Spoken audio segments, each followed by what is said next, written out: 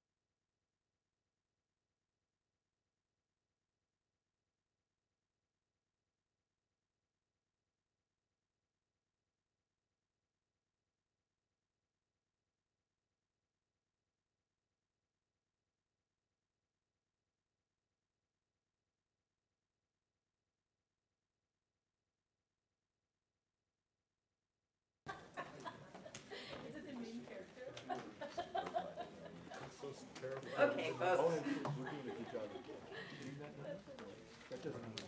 Good afternoon, everybody. I would, is this loud enough there? Is that better? Okay.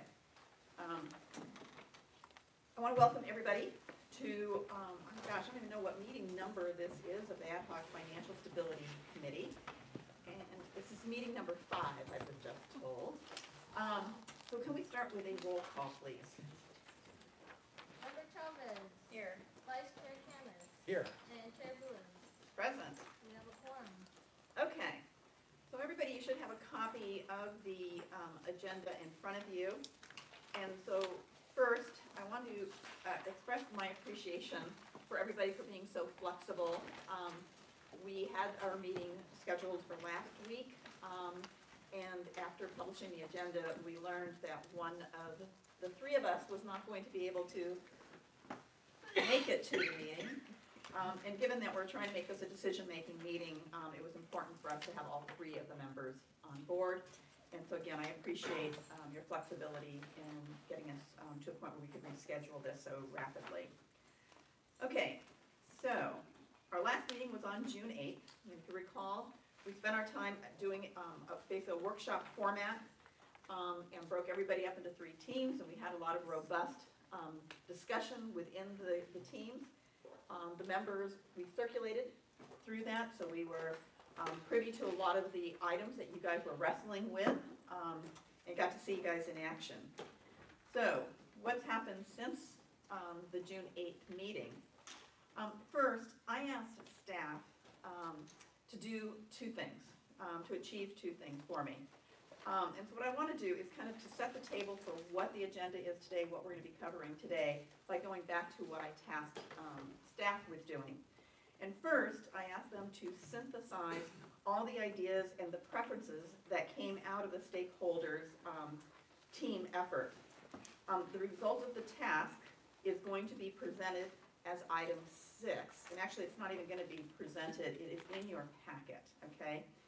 And I think if you all hopefully have read that and saw the summation, I will note right now that while the teams did not reach consensus, you definitely had some common themes. And so staff in that presentation on item 6 has put forward what those common themes were, as well as the individual outcomes from each of the teams, okay?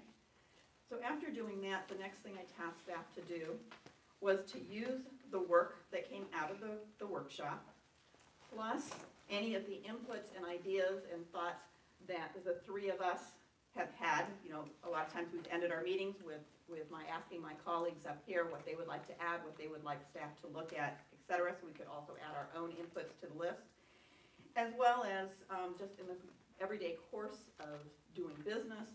You have conversations with a variety of people who all have opinions and want to add their 2 cents in as well and give their ideas, et cetera. So I asked staff to take all that they've heard, okay, so not limited to any one piece, but take everything in aggregate, look at which of the ideas would produce what types of results. So after they combined all of this, they looked at a little bit deeper dive to see what contributions each of the ideas would have for the long-term financial stability of the organization.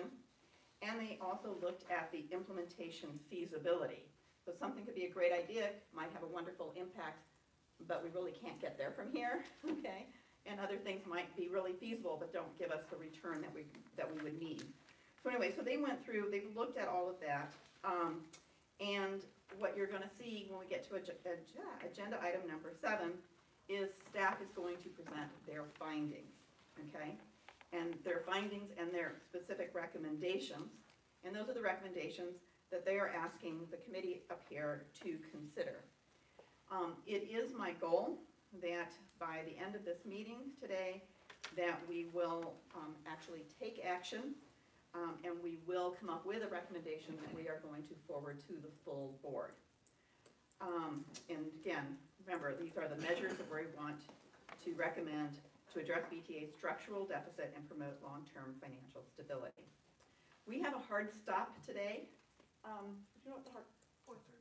4:30. 4 or 4:30? 4:30. Okay, 4:30 is a hard stop. And so what I'm hoping is that we're going to move very quickly through everything, including item number 6, and then the bulk of our time is going to be on 7. When we get to 7, staff is going to go through a presentation. I'm asking them to go through it very carefully, thoughtfully, measured, not you know, whipping through that. And then after that, we're going to open it all for discussion, okay? And with that discussion, once we've had the collective input of everybody, then I am going to actually turn to my colleagues up here so that we can then formulate what the recommendation is, okay? So that's kind of how the agenda's been put together.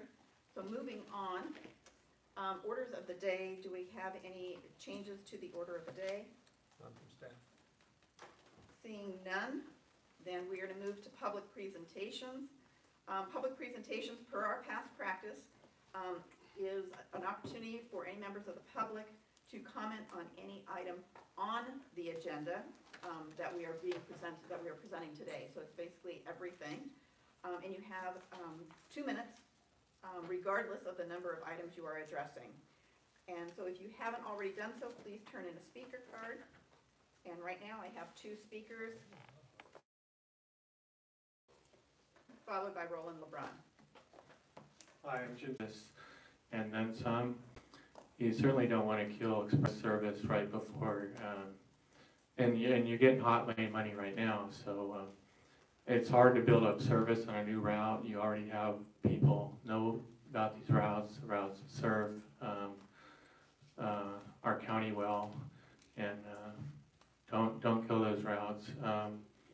Measure A, thank you for finally putting substantial sums of money for Measure A. You might want to retroactively go back 12 years that Measure A's been spending money on everything but bus service, and figure out what that sum of money is, and that'll put you way over the top for what you need. Don't cut bus service. I'm sure the chair knows how much trauma it is to deal with that kind of thing. Thanks.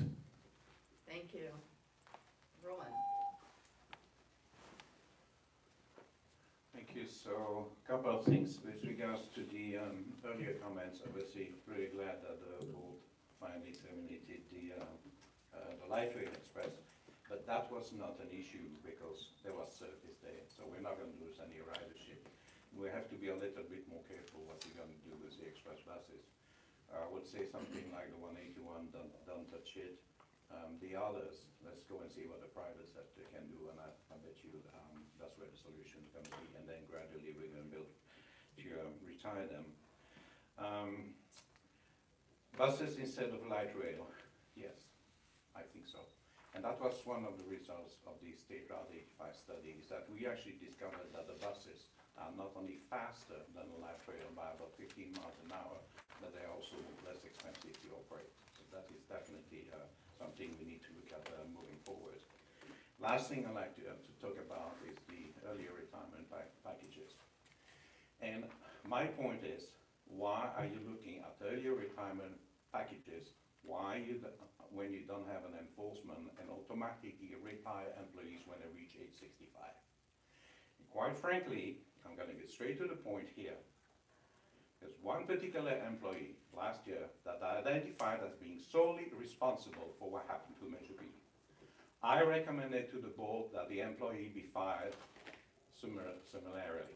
The board ignored the recommendation, and here we are, we got $250 million stuck in an escrow account. So my recommendation to you, hard and fast retirement at 65, and give the opportunity to younger people to bring younger solutions to the table. Thank you very much. Thank you. Okay, that ends our public comment period. So that moves us to item number 5. Item number 5 is as action, it's the approval of the meeting summary minutes. Do I have a motion? Motion to approve? Second. All those in favor? Aye. Okay, hearing no objection, it passes unanimously. That takes us to item number 6. So item number 6, again, the information is in the packet. Is there anybody who wants to, from our stakeholder group, that want to comment? Are you okay with the summary? Anything from you guys? If not, that's an information item for what? Oops, Ronnie, I'm sorry. Oh.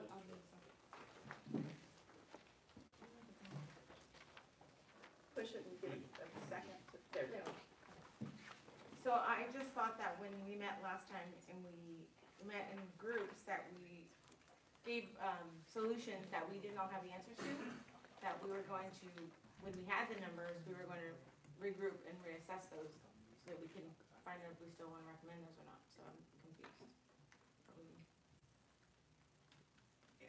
Well, I don't think I promised that we would bring it back again, but what we did is ask staff to look at them and think, do they make sense from the staff point of view? So when we go through this, you will see which ones they've chosen to advance forward, and you can ask any clarifying questions in terms of, well, what happened to this, or, you know, now that you've told us this, we're not really, you can give us your Yeah. opinions on them. So I okay? feel like we, like I said last meeting, we're making recommendations in the dark because we don't have the numbers. So I feel like that's not really a fair assessment of what we met and discussed. Okay.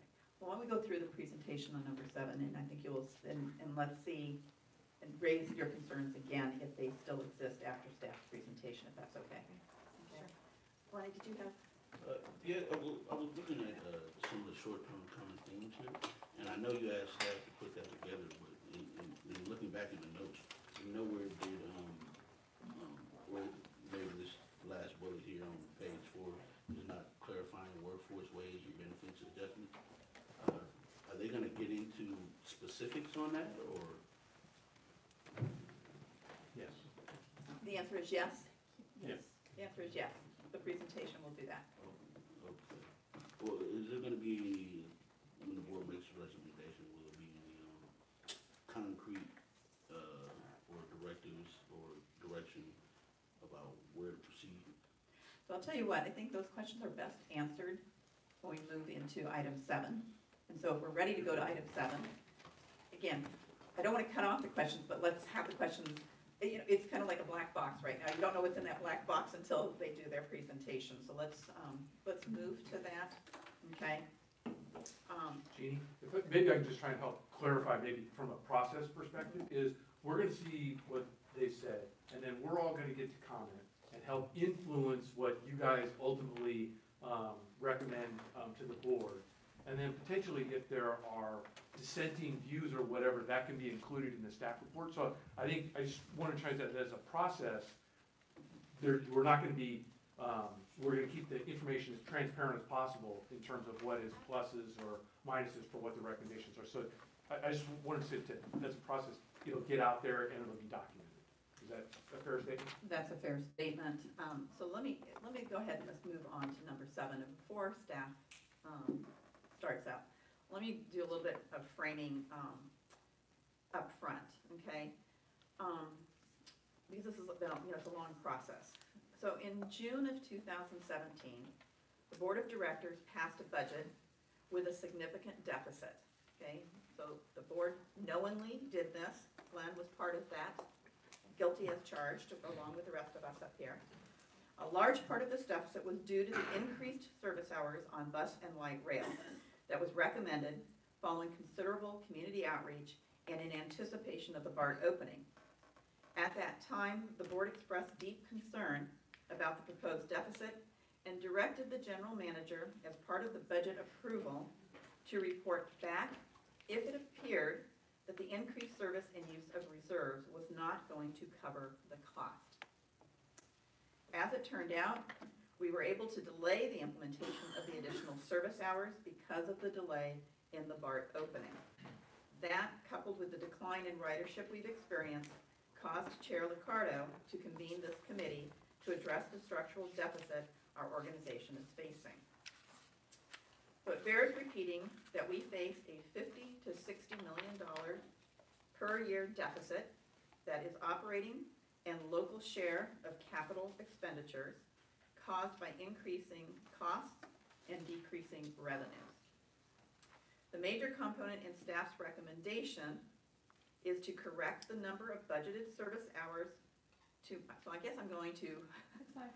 set, I'll do a lot of what she says. I'm gonna kind of foreshadow what you're going to hear, so that way you guys can, make sure your listening ears are on, okay? So a major component in staff's recommendation that we're about to hear is to correct the number of budgeted service hours to more accurately reflect the number of service hours we can afford. So it's trying to do a better alignment. Second, and again, these are the options that are for us, so these are not foregone conclusions. It's this group up here that have to say, we agree or we don't. And as Glenn pointed out, your job is to help influence us here. This is your chance to do that, okay? The second most significant recommendation is the use of SB1 funds. If these are lost due to the pending repeal measure on the November ballot, which is Proposition 6, more drastic action will need to be taken. So we really are hoping that we will nix the 6 so that we aren't going to be impacted by that. Other amounts are recommended as items of negotiation between the various labor groups and management.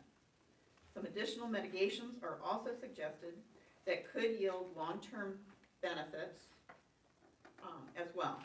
And finally, many of the recommendations that may take longer to implement or require further study will be referred to the appropriate advisory or standing committee of the board. That way additional information can be gathered and they can be considered on their merits as we look a little bit longer term. In other words, what we're going to be doing predominantly today is really focusing in on trying to get a concrete set of short-term recommendations to the board with a strategy on how to deal with the things that are longer term, and longer term predominantly in terms of how long it takes to get them in place or to look a deeper dive into the merits of them, okay? So after the staff presentation, again, we're going to open it up to all of you, the stakeholders. Ask your questions, express your agreements, your disagreements, express what you would rather see us tune or refine or whatever your suggestions might be. After we exhaust that, then again, I will turn it to the 3 members up here, and again, it is my goal to get a set of recommendations up to the board for their September meeting. So that's my goal, okay? And remember, there's a lot of hard decisions that we have to make. Right now, we don't have the luxury of more time because short term is passing us by if we, continue to prolong some of these shorter term opportunities that we have. So with that, hopefully I didn't say anything that contradicts what staff is about to do. No, just repeat what you said. So Raj, if you can introduce it, and again, I'm assuming that you guys will be going through in more detail. Good. Okay. Thank you, Madam Chair and members of the Hoc Committee. My name is Raj Srinath. I'm the Chief Financial Officer with VTA. And to my right is Carol Lawson, Fiscal Resources Manager. Carol will go through a presentation outlining the issues we're trying to solve and some of the proposed mitigations. So with that, let me turn this over to Carol. Carol? Thank you very much. So, as Jeannie mentioned, we did meet in, the committee met in June, and at that time, the goal was to identify measures that had two components. We needed to have them a short-term implementation schedule, which for that purpose was defined as it could begin implementation within 1 year and have full impact achieved within 3 years. And then we also wanted to make sure that it wasn't just a one-time correction, it's something that would have both a short and a long-term impact. At that point, the deficit target, and still is 50 to 60 million per year. That's the gap that we're trying to fill here. And just as a reminder, it's made up of two components. There's the operating deficit that Jean referred to, that the budget that was adopted with deficits of 20 million in FY18 and 26 million in FY19. And then also the VTA local share of capital, the piece that has to match grants or fund projects that are not eligible for grants. That has to come from the same sources as our operating budget. So that's another roughly 30 to 35 million of annual need per year. So the sum of those two is where the 50 to 60 million number comes from. So the common themes that were drawn from the meeting, you could kind of roll them up into three categories. There was suggestions to adjust the next network rollout and or adjust service delivery levels. There were a couple specific suggestions of areas to decrease. There was a common suggestion of freezing the hiring of non-critical positions. And there were also various different suggestions that could be categorized as a wage or benefit adjustment to the workforce. Items number 1 and 3 on this list you will see in our recommendations. Item number 2 is actually currently already being instituted through vacancy management.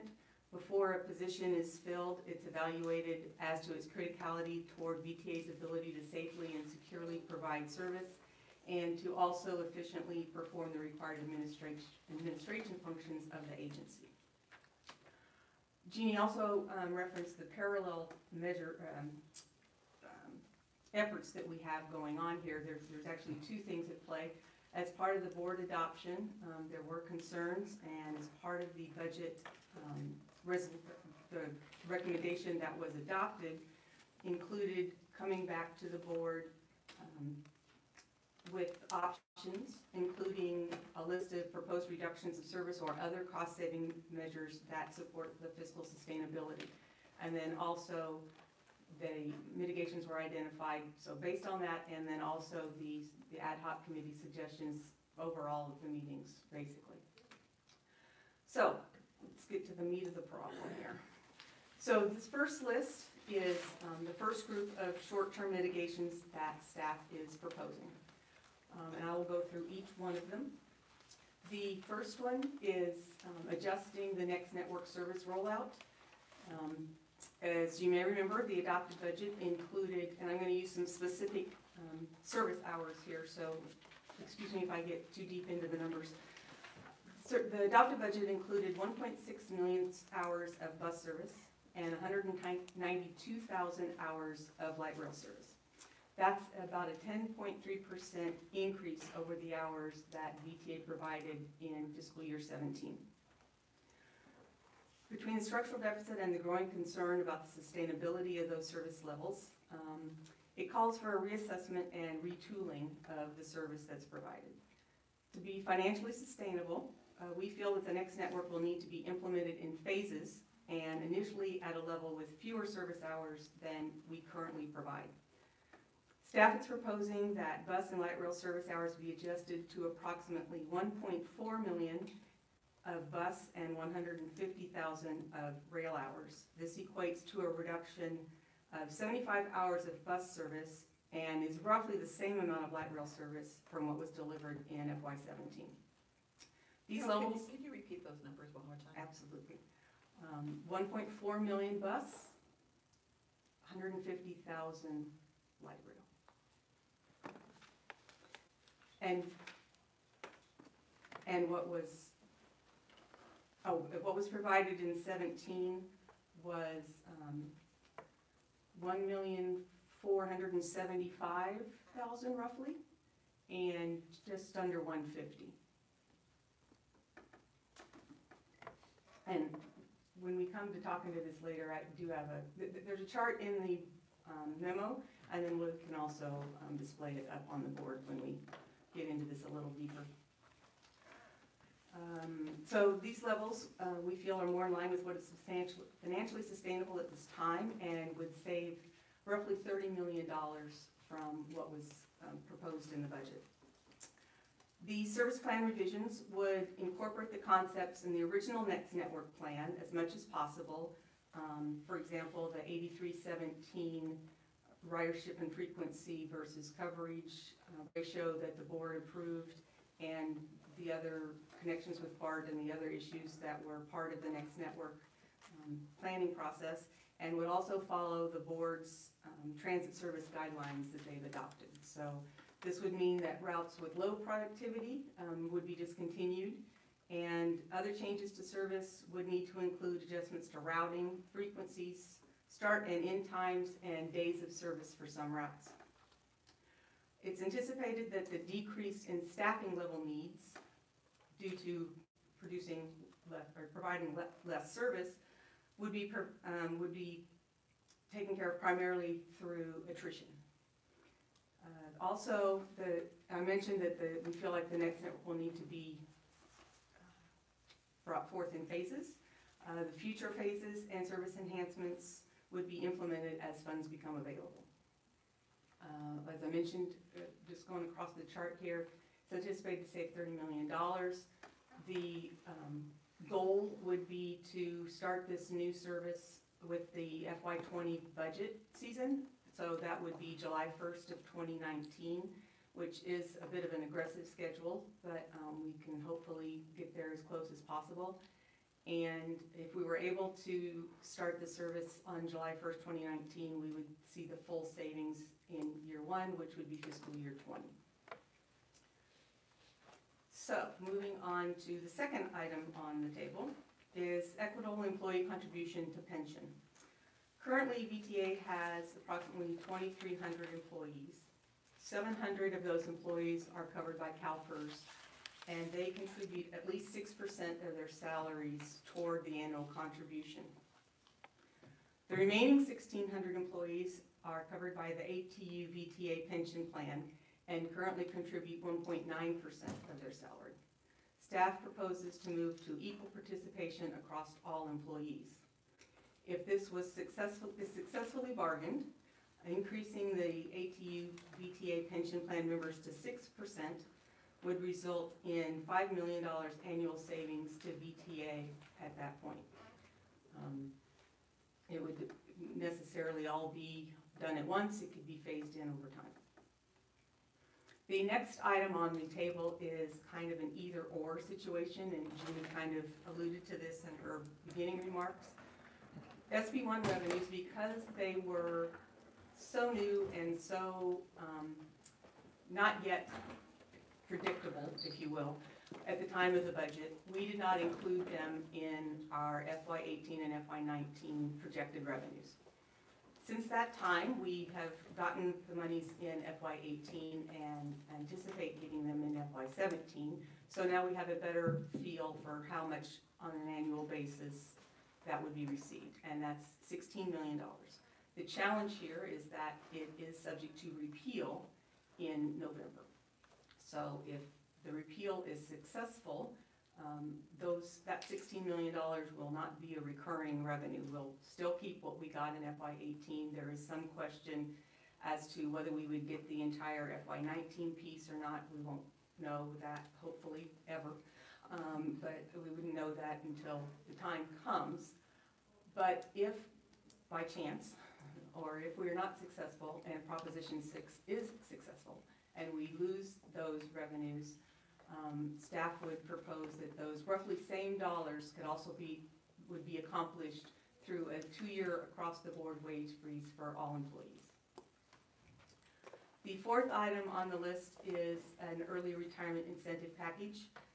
VTA does have a measurable amount of employees that are eligible for retirement.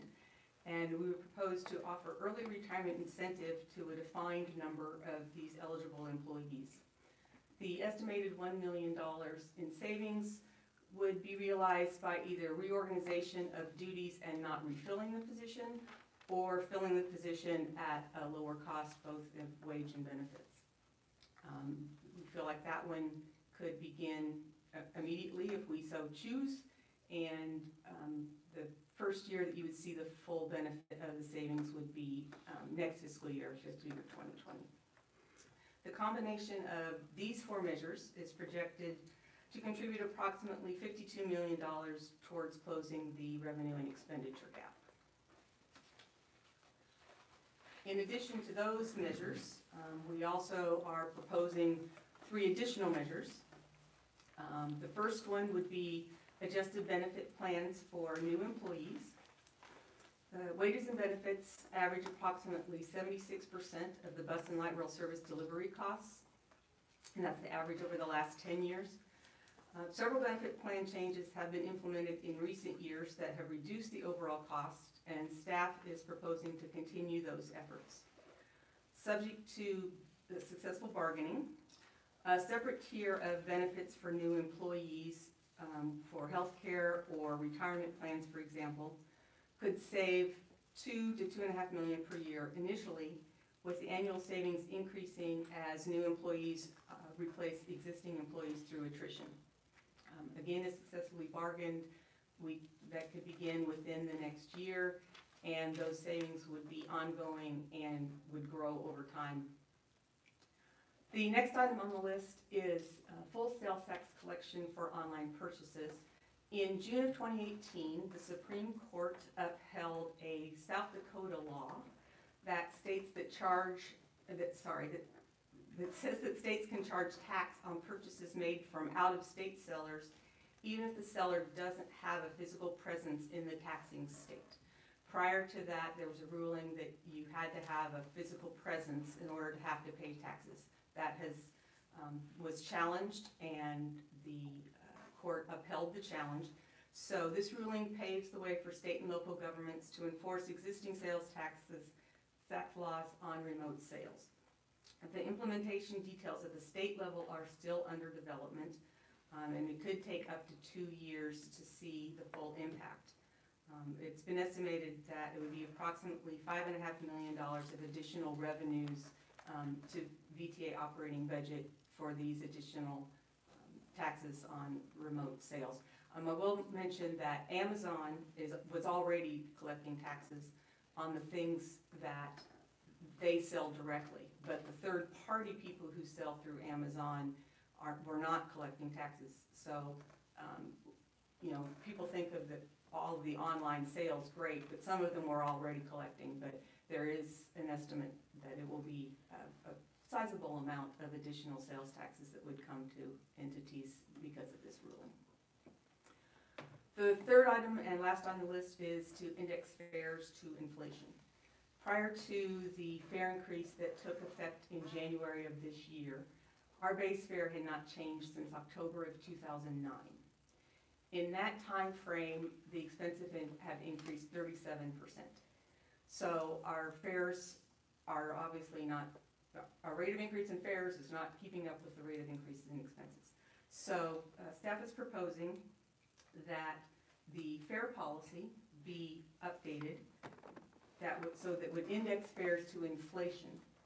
As part of the budget every 2 years, we would do the reset, and in January of every 2 years, the fares would automatically, if you will, increase based on the previous 2 years' inflation rate.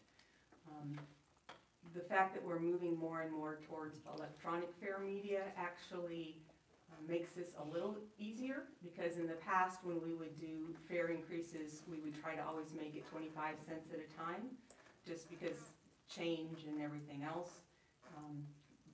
With electronic fare, it's easier to do 5-cent or 10-cent increments instead of having to worry about it always being a 25-cent increment. So those two things would go together to make it a little bit easier. It wouldn't have to always be rounded up to the next quarter. So if successfully implemented and negotiated, the mitigation measures on these two slides have projected a total impact of $60 million per year.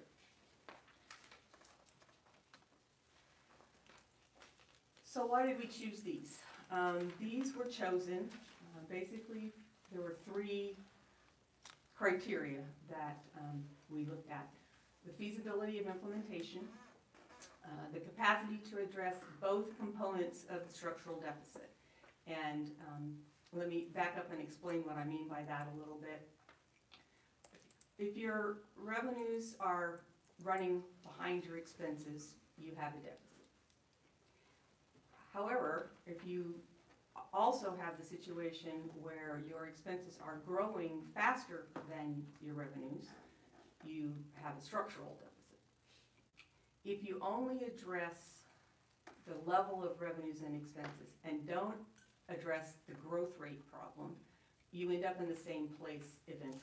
You keep having the same problem over and over because all you've done is reduce the base of your deficit, but if the two keep growing at divergent rates, you're going to end up back where you were, where you're at a deficit again. So if you only address the base, then you end up right back where you were. If you only address the growth rate, those items tend to be very useful and have a large long-term return, but you take a long time, it takes a long time to get to that point where they come back and meet. And in the meantime, you've run out of reserves because you were in a deficit situation to start with. So that's why we tried to make sure we had a mix of things that both adjust the level of revenues and expenses that we're either expending or getting in, and also address the rate at which they grow. The third was whether they had a contribution to long-term stability. We didn't want to look at things that had too much of a one-time impact because, again, it goes back to the item before. It's a short-term solution to a long-term problem, basically.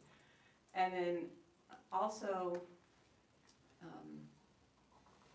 the ability of, specifically in this case, that it had a short implementation schedule. We can't afford to wait too long to solve this problem, or we'll be in a worse situation than we are now. So it's better to solve it now rather than wait for it to get worse. There were also some more longer-term and policy items that were identified at the workshop and then also through several of the other meetings. I won't bore you by reading them here. They're both on the PowerPoint. They're also in the board memo, these two slides. These items we are proposing to be referred to the appropriate standing or, in some cases, advisory committees for further more in-depth review, and would come back through the board through that channel. Now that I have you all confused, that is the end of the presentation, and we'd be happy to take questions.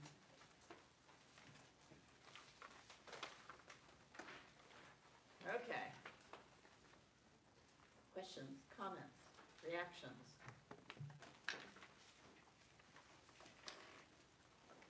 Glenn, would you like to go first? Never. Don't be shy, Glenn. Yeah. So first I want to talk about the next, what is on the list is the next network service rollout adjustment. And I was wondering if you could bring up that, you said you had a different slide with the numbers on it.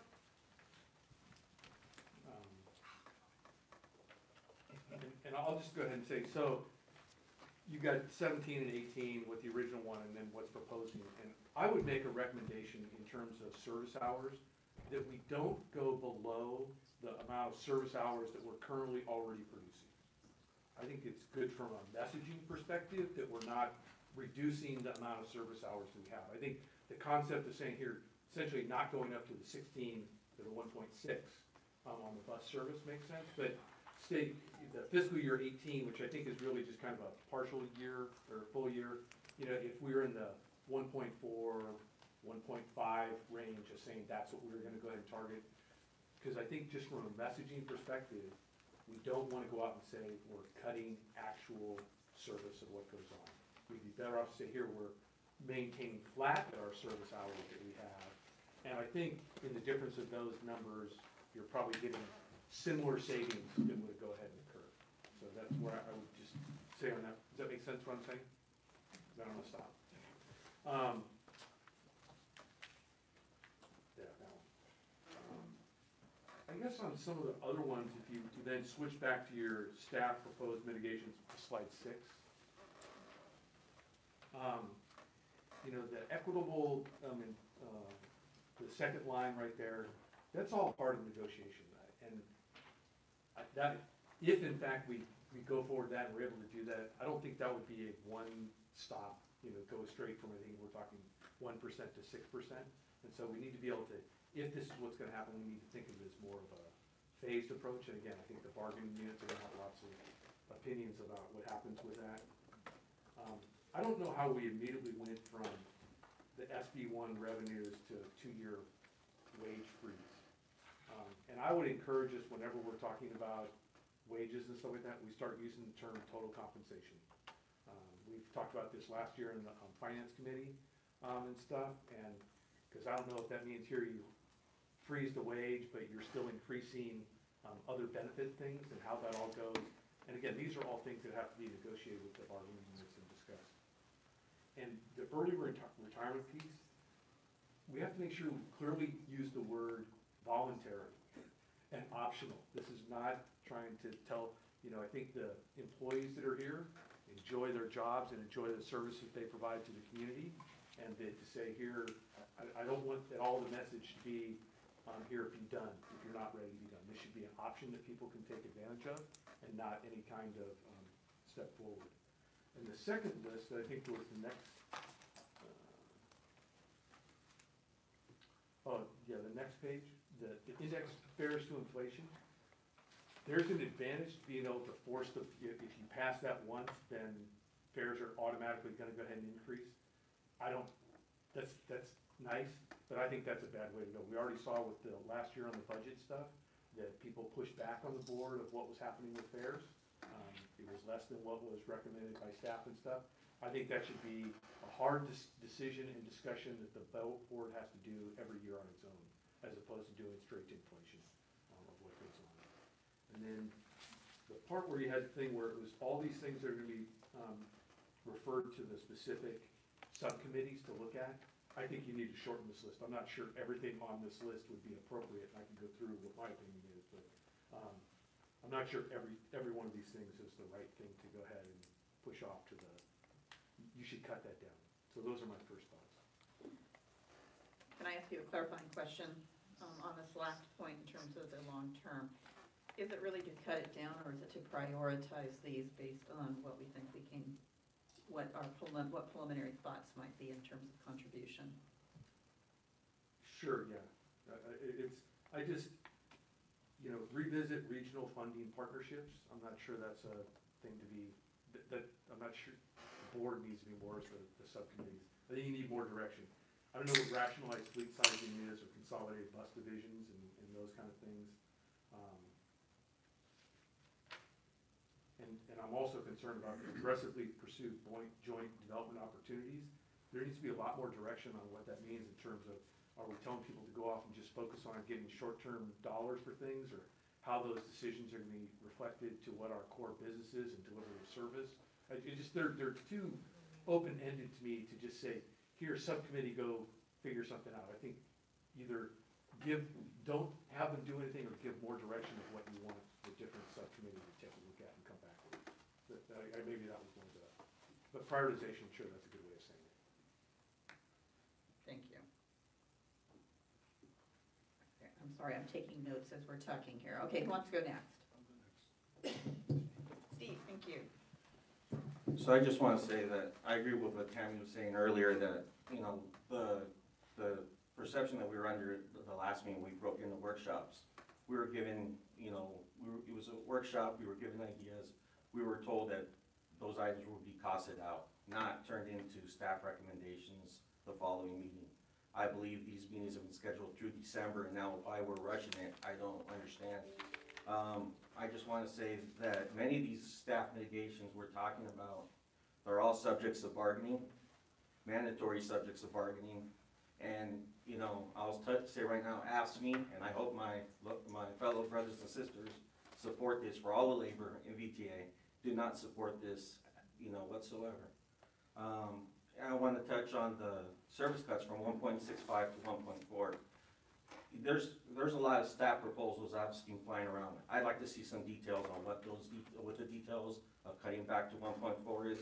I'm good with service cuts, but when we're cutting service to express ridership and school trips and other areas like that, but there's hours being added for political reasons, I can't agree with. And labor does not support that whatsoever. So I hope that SEIU, ATU, and TAEA could support labor with this.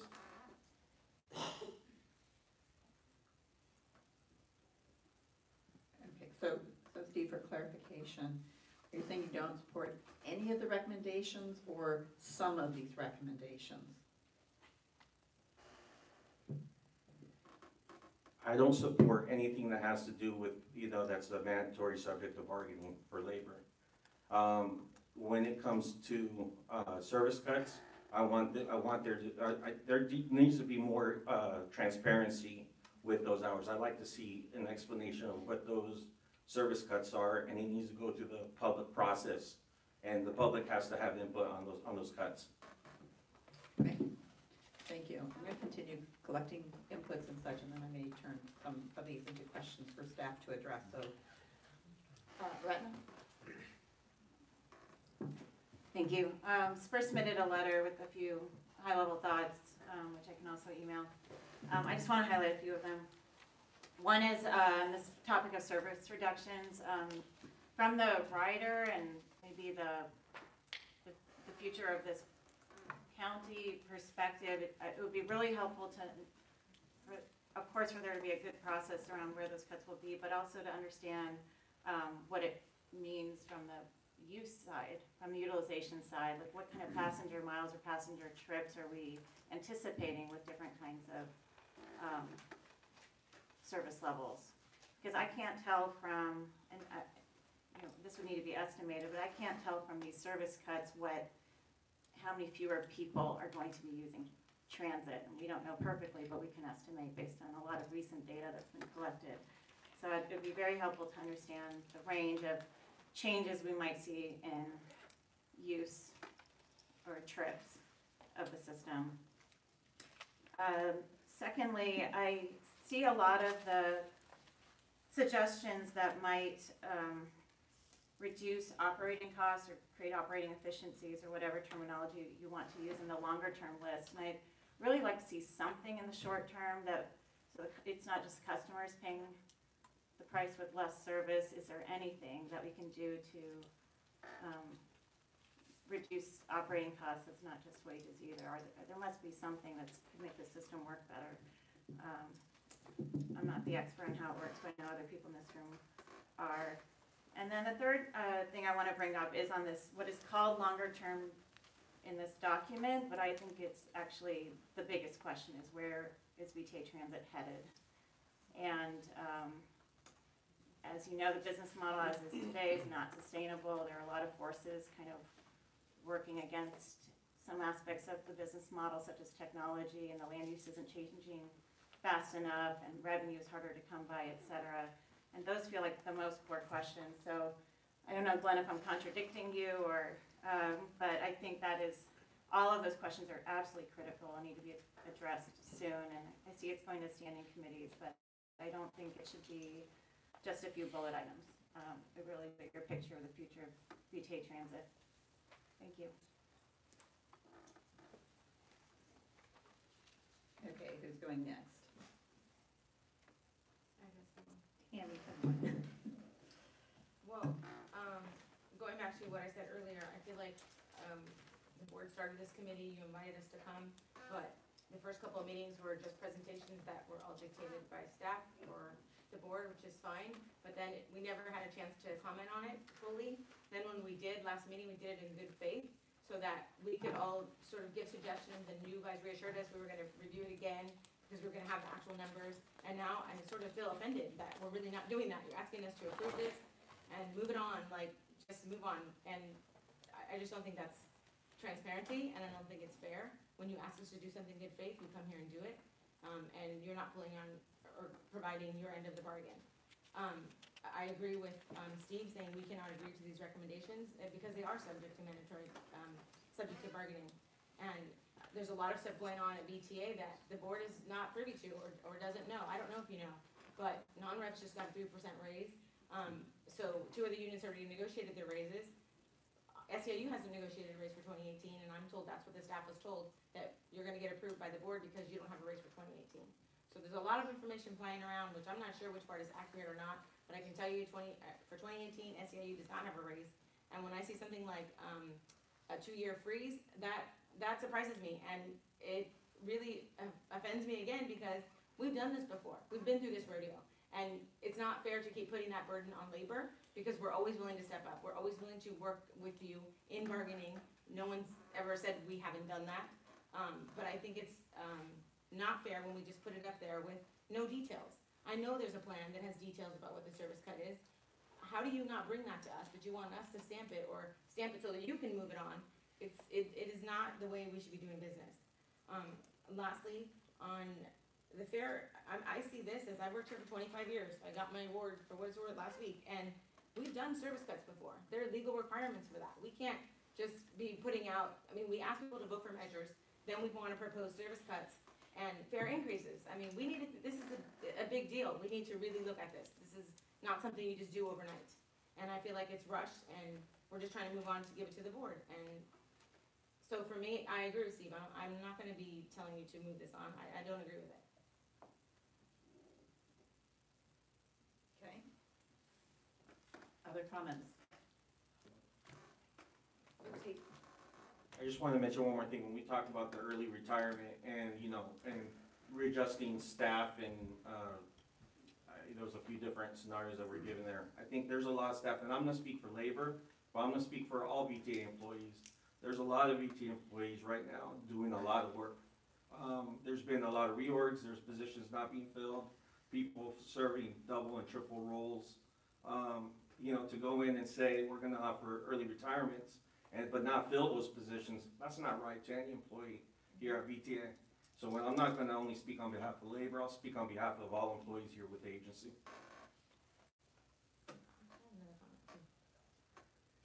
And me working in marketing, I agree absolutely with what Steve just said, by the way, because we already have, my department has 4 people, and that includes the manager, so we're marketing. And I'm thinking, you wanna cut service and then increase fares, I mean, what am I supposed to be marketing? I wanna keep the customers we have, and this is gonna be challenging. So I have concerns all over the place, from all different angles. Okay, other comments? Asa? Yeah, Carol or Raj, is there any way you can go back to, I think, a couple of slides back? Which one? The one right before, I think. Yeah, that one. So for the next network service rollout adjustment, I think the mindset, or at least the idea behind Next Network, wasn't simply to increase hours and increase the frequency. I think the idea was to rationalize the system in a way, right? To make it more attractive and make it easier for people to get around Silicon Valley. And you guys hired Jared Walker to come in and do a study to try and figure out, how can we have a fast network? How can we make the lines work better? How do we actually service the travel needs of people who live in Silicon Valley? Obviously, there was a certain number of hours. There were a lot of negotiations around the frequency and the coverage for that. And now we're thinking about cutting the service down to 1.4 million hours. How does that actually get us to the goal that we're trying to get to with Next Network? And if it isn't, is it still Next Network, right? Is it still actually getting to that goal that we're trying to to achieve. That's just overall quick comment. But I think one of the questions that we had, and it was one of the suggestions the last time that we met, was that to look at the coverage versus frequency equation, and see whether or not there was a way to deliver roughly the same amount of service, but in a more efficient and more sustainable way, in which you have more, more riders, making sure that your boardings per hour were at a decent level. Has there been any movement on that, or any work on that? So that's one. On the equitable employee contribution, as well as the third tier for employees, I'll echo what Tammy and Steve said. Those are bargaining table issues. They'll be resolved by the time we meet for our last meeting, so it'd probably be better to just make decisions on that then, once we have a better idea of what the results of those negotiations are going to be. So on the SB1 revenues, as well as the sales tax increase, as well as actually, the Measure B issue. To echo Carol, we don't just have a budget deficit, right? Like even if it was $10 million as a budget surplus this year, we'd still have a problem, right? Because of the rate of increase in revenue versus the rate of increase in costs. I'm looking at the revenue side of the table here, and it seems like, except for kind of, lucky windfalls, a gas tax passing in the state legislature, a Supreme Court decision, there doesn't seem to be any kind of revenue sources. And so it seems like if we're trying to look at both sides of the equation, it doesn't seem like there is anything coming from the revenue side other than the fare increase. So I'd like to see whether or not the suggestions that are going to be sent to the standing or ad hoc committees, whether or not we can put some meat on those bones, because it seems like, just those bullet points, it's going to be really difficult for those committees to be able to address these issues in a real way. And I'll have more comments. I submitted a letter that talks a little bit more about kind of the ideas that we have. Thank you. Other comments? Ryan? On behalf of ATU, and just a layperson in general, what I find very, maybe it's just me being simple, right? At the onset, I hear these numbers and stuff, but I never once did I hear projected, meaning that these aren't actual, right? These are projected numbers. So to come in here and submit these proposals, I really believe is in bad faith, really. And I'm not really sure, but to me it seems kind of like a game's being played because of collective bargaining that's happening at this moment.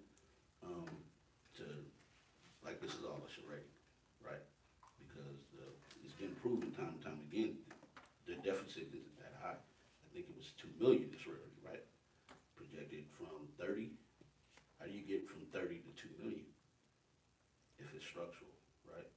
I've already asked questions, how does your structural deficit increase and decrease as years go by? Well, the answer was, preventative maintenance or scheduled maintenance.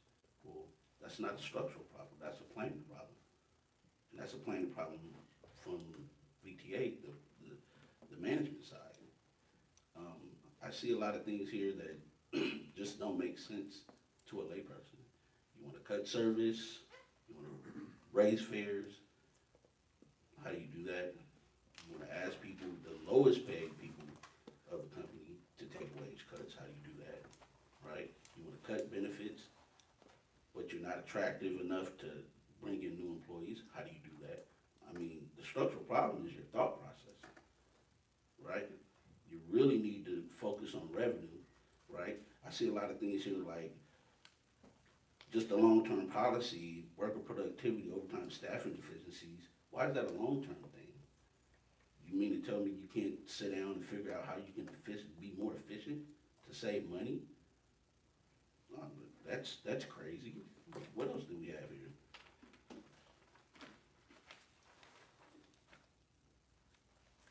Early retirement, you only save $1 million for early retirement? How do you do that? There's a lot of just simple questions here that don't make sense when I present these numbers. And I'm really believing that this is, a farce. The more and more I hear, staff talk. So I just want to know, are we here to really do business, or are we really here to, quote a collective bargaining? That's all I have. Okay, others? Okay. So let me, oh, I'm sorry, Raj, hello. I'm going to be real brief, actually, because I agree with, what other union reps here at the table have said. One thing that's confusing me is that we're cutting service, we're increasing fares, and we want to have more ridership. How does that work? You're cutting fares, increasing ridership, increasing efficiency. That may get more people on our buses and trains, but to, cut the service, increase the fares, how does that get more people on our system? We have a 9% revenue box return at this point. I'm told it's the lowest in the country. Can we sustain this? Based on what I'm reading here, I think we need to start seriously looking at VTA's business model. How do we fix that? Because unless you start fixing the fundamental things that are not working, we're gonna be convening again next year, following year, and we keep doing that. One idea, this is again a blind shot, and I'm gonna put it on the table. Whether people like it or not, or think I'm an idiot for that, I'm okay with that too. In order to increase ridership is where the health of VTA will stand. If ridership keeps on decreasing, VTA will be obsolete. How do you increase ridership? By cutting fares? Why don't we make our fares zero? What is 9% getting us? You want more people on the system? Ride for free. Let's try that approach. Let's get more people used to our system. Maybe that'll help. We pay property taxes every year. I'm now paying my garbage tax as a part of the property tax. Why don't we try some approach like that? We tax every property owner in this county a very small amount, and we provide everyone in this county, whether they are from overseas, whether they are tourists here, whether they are workers here, ride our system free. What's wrong with that? We will probably never have these type of deficits that we're having today. In my opinion, if we follow that approach. I know it's a difficult one. Nobody wants to go back to the taxpayers and say, hey, we need to tax you a little bit more. But think, if you are offered a ride free on a system, would you take it? Or if you have to pay $4 on a round trip and the system is inefficient, would you still take it? It's just a thought that I've been having, that our business model is not working. And we can do these quick fixes, ask the employees to pay a little bit more into pension plans, freeze their wages, but it doesn't help with getting more riders on our system. And that is what's going to save us. Just imagine if the ridership, with all these cuts that we have, actually goes down below 9%. Then what? You're going to cut more? You can only cut so much. So that's my thought, that we need to think outside this box. We've been doing this thing every year, where whenever we have a deficit, let's cut wages, let's get more into pensions. We're still doing that. 10 years ago, we did this.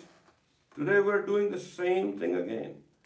So that means there is something wrong with the fundamentals of this agency. Okay, anybody else? Okay, I'm gonna go back to Glenn, then back to Steve. Yes, so, I think, unfortunately, you always keep making lots of sense when you talk.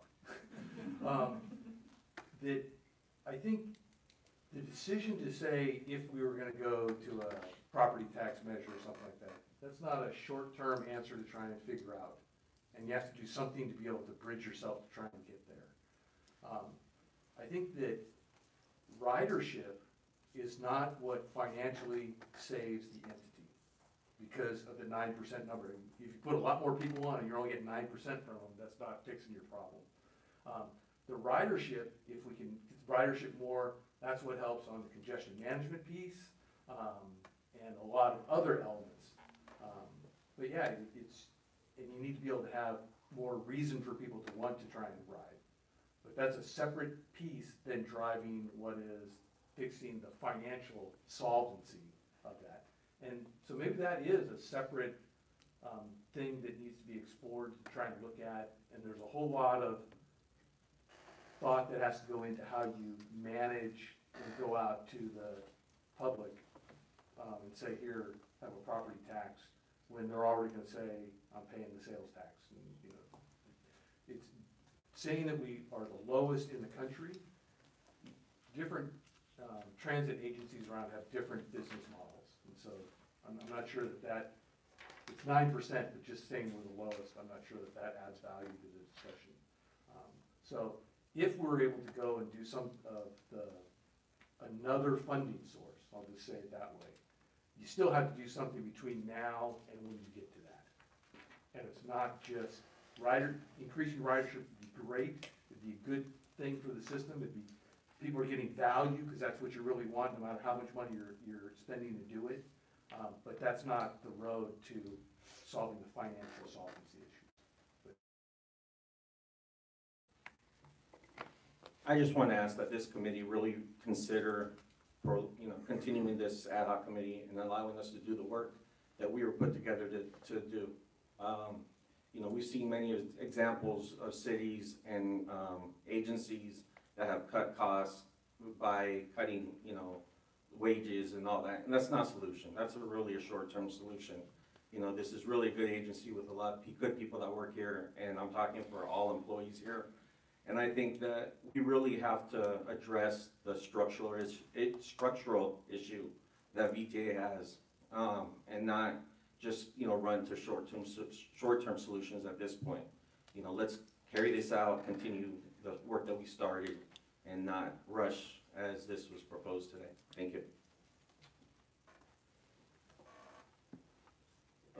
Just one last thing. I'm really confused about why increasing transit operations revenue from 2000 Measure A is a long-term policy item and not a short-term one. Or why can't you just fix it that way? Because it seems to me that Measure A, the money is there in Measure A, right? If it's not being allocated for something else, why can't you use that money? So I just want to end with that. I'm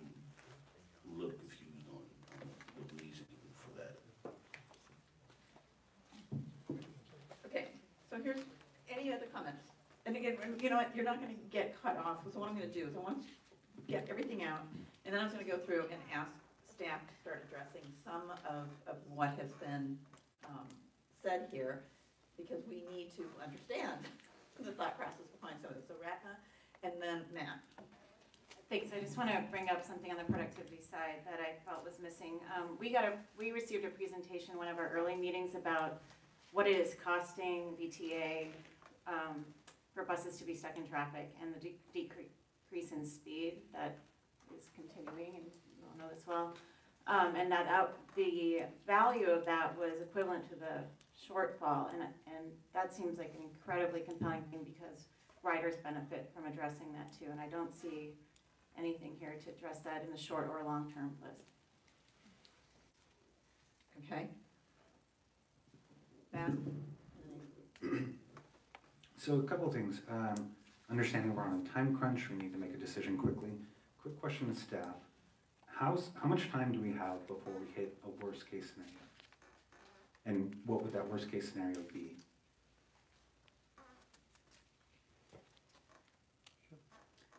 It's kind of like you're looking at a cliff, you're not sure how far away the cliff is.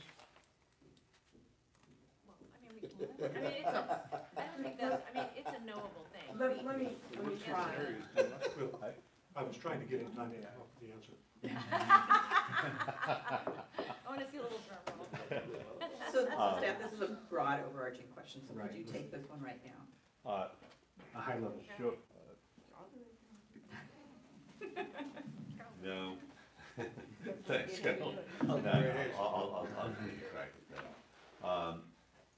I mean, one of the things, before I respond to that, let me get one thing out, because I've heard a lot of numbers being thrown about service cuts. Why are we doing that? Most of the recommendations and suggestions for service came from the ad hoc working groups, including slow down the implementation of Next Network, look at the service hours. So all of this came from that. That's one of the reasons we looked at that. The second thing, kind of to put this in the right context, the proposed 1.4 million service hours is a reduction of roughly 1/2 of 1% from the actual service we delivered in 18 and 17. And if you take 17, 18, perhaps 16 out of the equation, it is more than what we have delivered in the last 10 years or so. This has been consistently below 1.4 before the last 3 years. And another point I want to make is we have increased service in the last 3 years, but we have seen declining ridership year over year. So that's kind of, goes against the argument that you increase service, you increase ridership. That hasn't happened. In fact, just the opposite has happened. Ridership has declined year over year for the last 3 years. We have increased service. So I just wanted to make that point before, because there's only so much data I can hold in my head before it has to come out. I can restore that. So, anyway, that said, your question was how long before we go off the cliff, right? Again, I'm quoting this one from my memory now, and I'm sure Carol will give the right numbers. So, when we came to the board with our budget approval a little over a year ago, we had projected that we had roughly, again, she'll correct me if I misquote the numbers here, we had about $160 million approximately in all of the 3 reserves we had. And if we had delivered the service hours approved by the board consistently in 18, 19, and a year after that, the results would have been 0, or pretty close to 0. So if we had delivered 1.6 million service hours for bus and 192,000, I believe, for rail in 18, 19, and 20, the results would have been 0. So that's when we would have really gone off the cliff.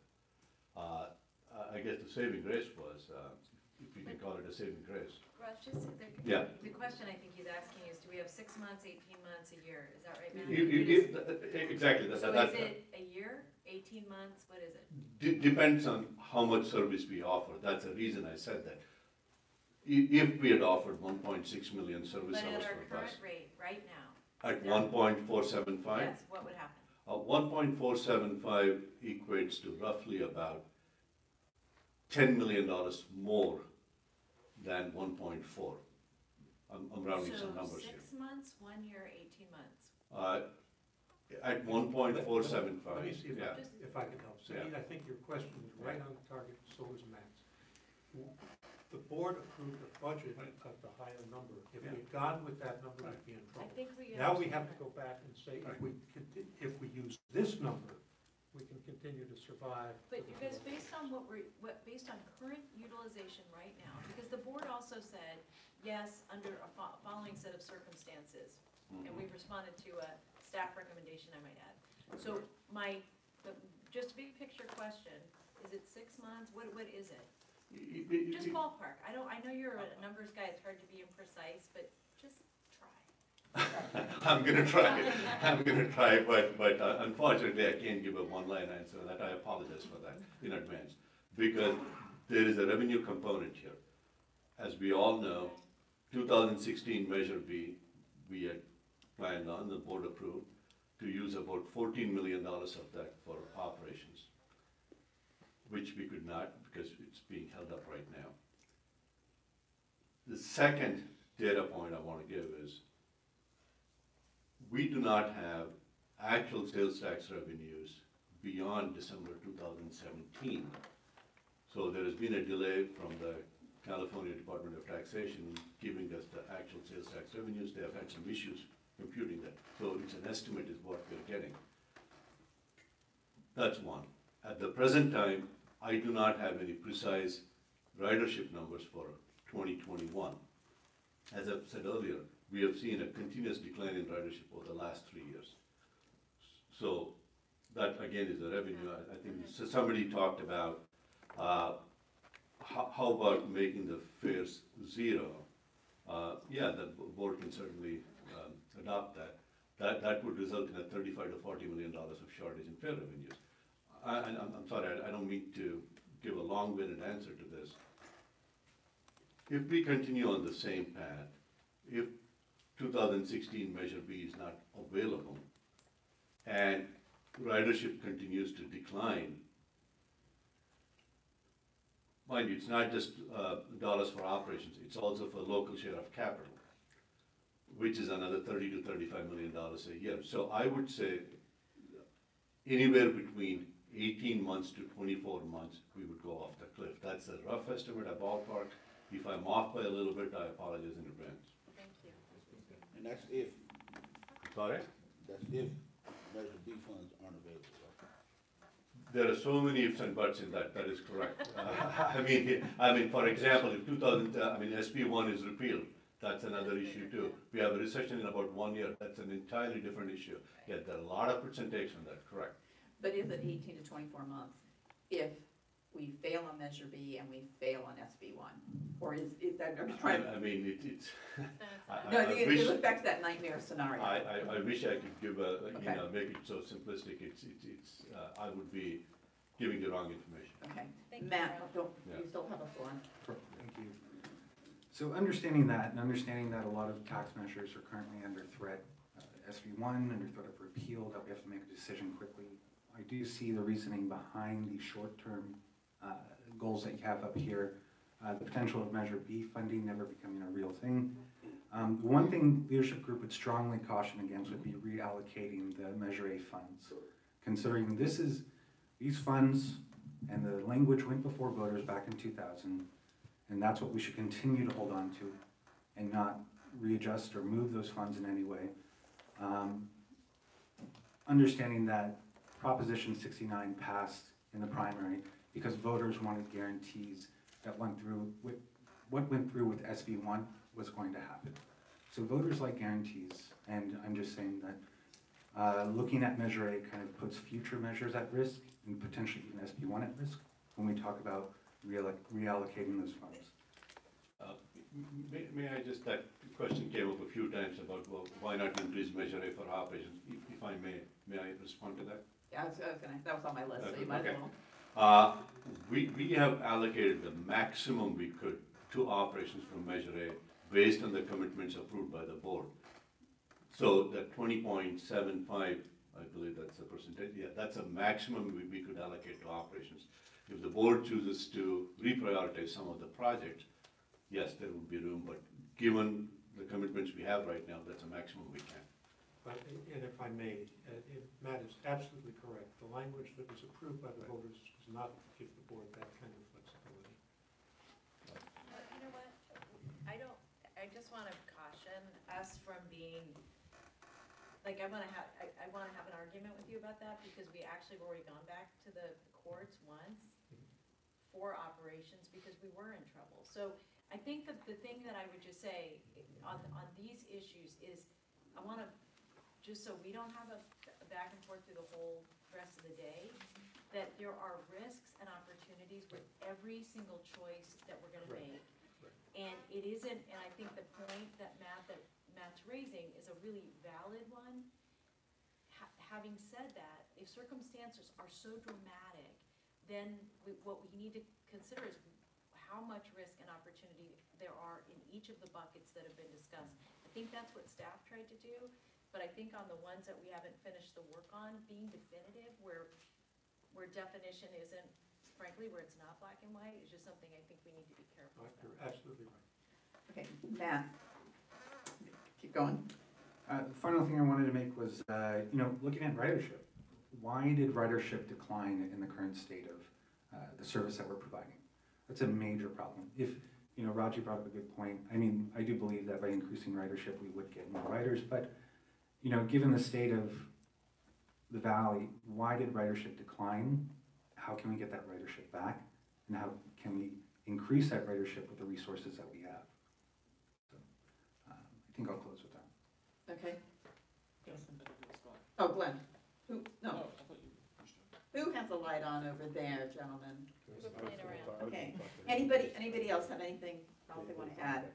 So if not, what I'd like to do is ask staff, so actually, sometimes staff shouldn't listen to chairs, okay? So let me start with the long-term slides here, okay? I'll take that on me. What I was looking at, so we're taking it very literally, unfortunately, in terms of these going to standing committees, et cetera. What my intention was, what I had asked staff about, is when we look at some of these longer terms, they start becoming a lot more complex. And what we really need to do is figure out how best to examine the merits of any one of these on here. And I was looking at saying, I'm not sure it's this group here. I think we need to look at what really makes sense for each of these items. So I also don't believe it's a matter of punting it to a standing, okay? I think there's more work that needs to be done. We need to figure that out, okay? So these are things where we have to come up, and I would ask my colleagues, to help us figure out what is the direction we want to give staff relative to these long-term things. So it's not an automatic, go give it to any particular ad hoc any particular standing committee, okay? I think there's got to be a lot more work before we can even put some heads around this. The next thing is going through some of these questions and all. Jeannie, can I ask you to respond to one kind of big question? Can you just talk about process? Because that really was the issue that came up, and I have to say, I too was under a different set of thinking and timelines. But I do think that's something that, in terms of getting people's buy-in or investment in whatever the next steps are, is important to respond to what people raise. Right, and I think that's a fair question. When I was asked to chair this, it was kind of like, okay, sounds simple. But it ain't. No, I did not say I could do it. I would make an attempt at it. But what I've been doing as chair is kind of reacting to every one of our meetings that we've had and try to figure out how to be productive and how to move things forward. But at the same time, I have to balance where that cliff is, okay? I'm an engineer by training, okay? I come from the high-tech world, and I'm very familiar with the analysis paralysis, okay? And so I am very leery of getting into analysis paralysis. And so I really felt that we really needed to start focusing in on what are some short-term things that we could put forward to the board, and that's what I really wanted to lock in today. Again, as a goal, you know, if we achieve it today, great. If we don't, what is it that's missing from the three of us to not make a short-term recommendation? I also believe that I needed more time to try and figure out these long terms, and I was not ready to make a commitment to this body that this is the right body to look at all these long-term things either, because if we put it all in one basket, which would be this body, we'd be elongating that as well. And instead of, again, this is labeled long-term, but what's on here is hopefully some midterm as well as long-term things. So I'm still trying to wrestle my own head around this, and I wanted to today, if we can get to the short term, pick on the brains of my colleagues up here in terms of how might we approach and what do we want to actually specifically recommend to the board on the longer terms. So I am looking for, and then I have Mayor Sam Liccardo, who's the chair of VTA, okay, who wanted an answer. He wanted us to be presenting something, and we've missed the deadline he gave me, okay. And I just basically said, I really want to make sure that we can have some quality in what we're doing, and we're shifting our focus to try and get to more tangible set of recommendations for short term. So Jeannie, but then we did alter the process. Because and the only reason I'm acknowledging this is that I do think we did tell people, give us your best staff, we'll go back and we'll work on these, we will bring back we knew we wouldn't have exact numbers, but we'd bring back the range, and then and what I thought that meant was those would come back and then be prioritized by the group and not necessarily solely by staff. Did I misunderstand that process? And I may have, I'm really just trying to be straight about where we are. I just don't think it's quite as black and white as you have presented it. I understand. So what I was trying to do, and again, if I fail as chair, I will admit I failed, okay? Is trying to figure out if we could focus our conversation on the short term and have all of our stakeholders looking at what we put in the long term, so you might want to call it a little bit of a parking lot right now. Can we at least get where we have mind share on the short term, okay? And so that would, and I think what's in here is it's fair game to have a discussion about how did we get here? Can you give us more information or whatever so that we can have confidence in these are the right things? If we have specific other things that are truly short term that we think staff missed, then I want to get those specifics out there and staff can say, hey, this is why we looked at it and why we didn't do it, or you're right, sorry, that fell off the table or fell off our radar, okay? So I guess my question to my committee up here, are we uncomfortable with some of these short term? I think there's some excellent questions, so I was going to look at going back over to staff, okay? And I was gonna try and take some of these, kind of one at a time, starting with service level. And I don't know if that would work. I think that's fine. I mean, I do, the reason I was asking the question is that the validity of what we're delivering also has to do with the process in which we're doing it. And so that's why I wanted to better understand what your thinking was. And to be frank with you, to better understand really what your objectives were, because even though just listening to staff, some of this was a little fuzzy to me, first of all, but second of all, I had an understanding of the process as well. So I wanted to just check in, but I do think it's a really good idea to get information from staff today. Yeah, so, at some point, we need to focus staff's time and energy, okay? Having them go and look at every little thing isn't going to be productive. So what we have at this point is, in the presentation, their best stab of what we could get in terms of things. Problem is what we're all missing is what exactly went into when you did this. So like service hours, they gave us a target. What we don't have is what does that really mean, and what additional information do we want to have before we can move that one forward, okay? where does the decision get, if we say we need to get down to this 1.4, for example, for bus, okay? And I don't know the answer to this question. Is this the body that says, hey, this is the specific way, let's assume we all agree to that, this is the specific way we're gonna get there, or do we say, that's what we need to do, and staff needs to, if the board says we're gonna target 1.4, then the staff is going to get us some proposals, and it's gonna go to the board, not to this body. So again, there's these multiple things, and I think we've gotta figure out how far are we taking it, because if we go too far ahead before we go to the board to say, board, do you agree with this as the direction, then we're gonna be back at square one. So, you know, it's how do you iterate through this? This is not a straight line exercise, right? That's how I see it. And so, Thank you. and again, you know what, I told you, I tried to set the stage up front. My goal was to try and get to a recommendation. If we can't do this, as has been pointed out, we have more meetings scheduled, okay?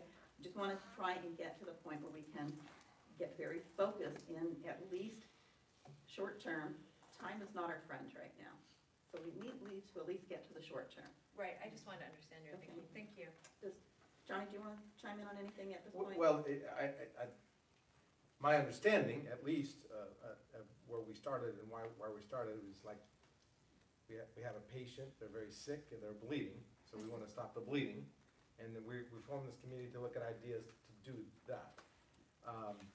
What I understand what happened in the last meeting is that we wanted to take input from everybody, and we did. We took a lot of input, and many of the things that were on this proposal came out of that meeting. Even the cuts to service and the cuts to jobs that people are complaining about today actually came out of these subcommittees. I was there and I heard them myself. So I don't know why anybody is shocked that these recommendations are being made. I too don't like, what would you call it, analysis paralysis? Analysis paralysis, and I think we need to put bandages, stop the bleeding, and then work on the rest of the issues later. The long-term issues we can work on later. It's absolutely clear to me, as Spurs said, that we need to work on speed. Speed, I think you coined it, speed equals cost savings. I'm 100% in favor of that, but speed takes a long time to work on. It's not an overnight solution. Timing light signals is not and then working with every single city to time light signals across cities and getting them all synced together. Not the easiest, quickest, short-term solution, although it is one that I think will make riders happier and potentially bring more people on there. So my at least the way I interpreted it, your direction was, we're gonna hear from all of the stakeholders, we're gonna hear the recommendations, we did, it's all in black and white. We're gonna hear from staff, ask staff what recommendations are gonna be short-term that we can recommend, and long-term that we can recommend. I think staff did a good job of outlining some short-term solutions and some medium-term solutions, and the long-term solutions are on the drawing board. I think we do need to work on many, if not all of them, but right now, I'm looking at putting the bandage on the patient. I'm not looking at, hair and makeup. I'm looking at what can we do to fix a potential short-term and medium-term problem.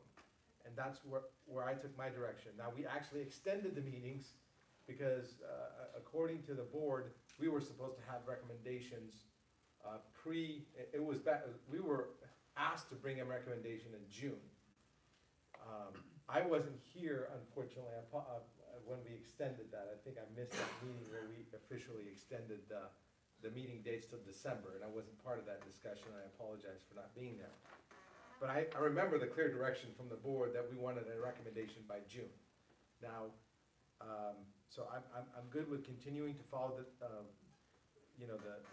listen to all the stakeholders and plot out directions for long-term commitments. But what I would like to see is some consensus about some of the things that we want to present to the board, because I think the board is looking for recommendations. Yes, and I told Sam that we're trying to put something forward in September, and I use the term trying, okay? So here's what I'm gonna recommend, okay? Madam Chair, if I may, just want to clear up some misconception. It's not that staff has not looked at the long term and tried to cost it out. We have. For example now, let me address the first bullet, the review worker productivity, overtime staffing. These are work rule changes. They're part of collective bargaining. We just have started that process, so we are looking at that. I would be very loath to put any numbers on that till we go through the process of collective bargaining. That's one. And the second one, including operating maintenance costs, and actually the second and third bullets are both similar ones.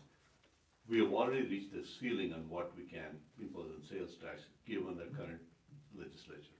So it would require some state, legislative changes to increase the cap on that. And revisit capital expansion plans and consider affordability of operating. Again, this is all, board has already decided and has approved certain expansion plans.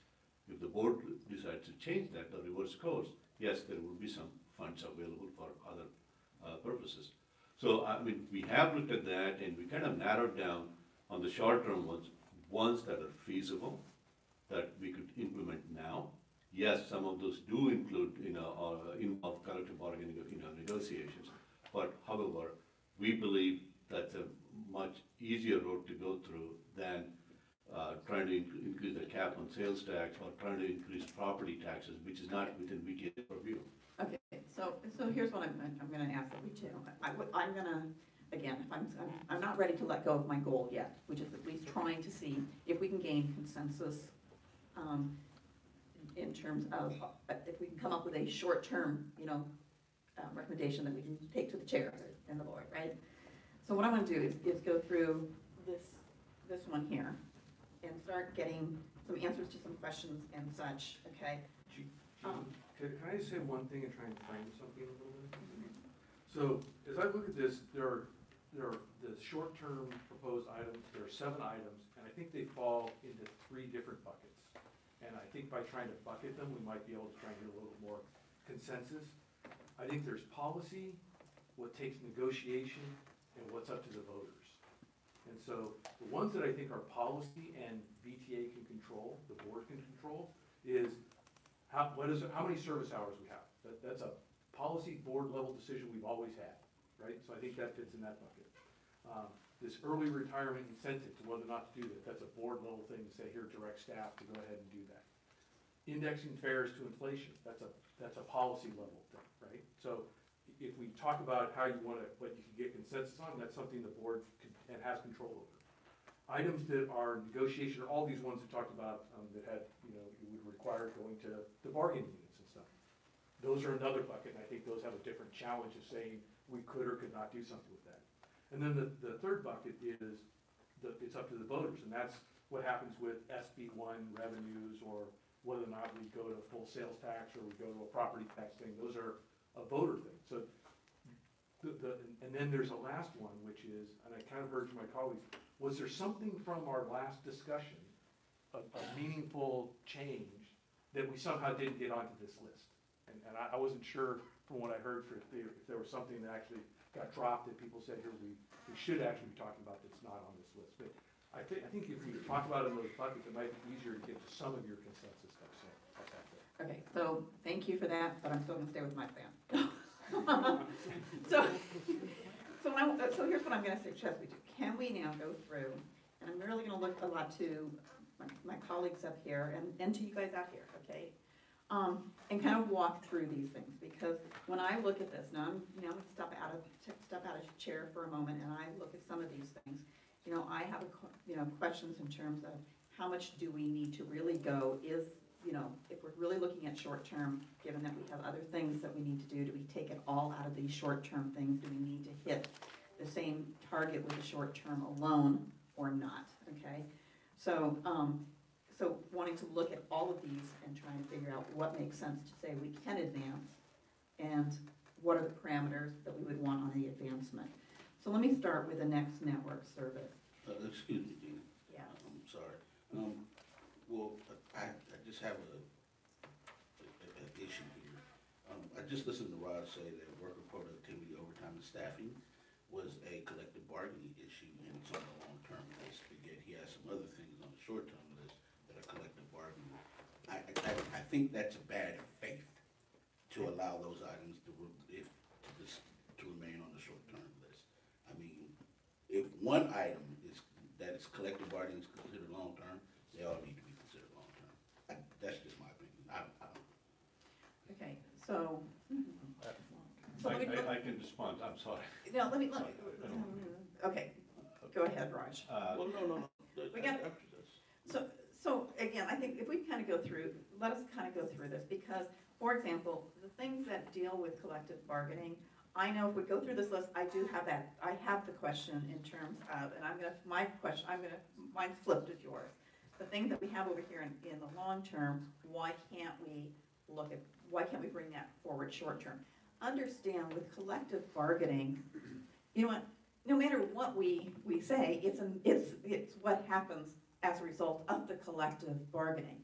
The only thing that we can do from here, okay, and I'm now gonna say the three of us here, is what are the things that we would like to ask management staff to put into the discussions of this round of collective bargaining, because collective bargaining doesn't happen every year, right? So what are the things where we want to put those forward? And I think, to me, that is something that the board can make suggestions to staff or give staff direction of, we'd like you to pull this forward, okay? Or we would like you in this round, in the collective bargaining process, let me put it that way, in the collective bargaining process, to advance this concept. And again, there's a process, we don't get to mandate that, right? But in essence, the way that comes across to us at the bargaining table is that the board is saying that the management has to push this on us.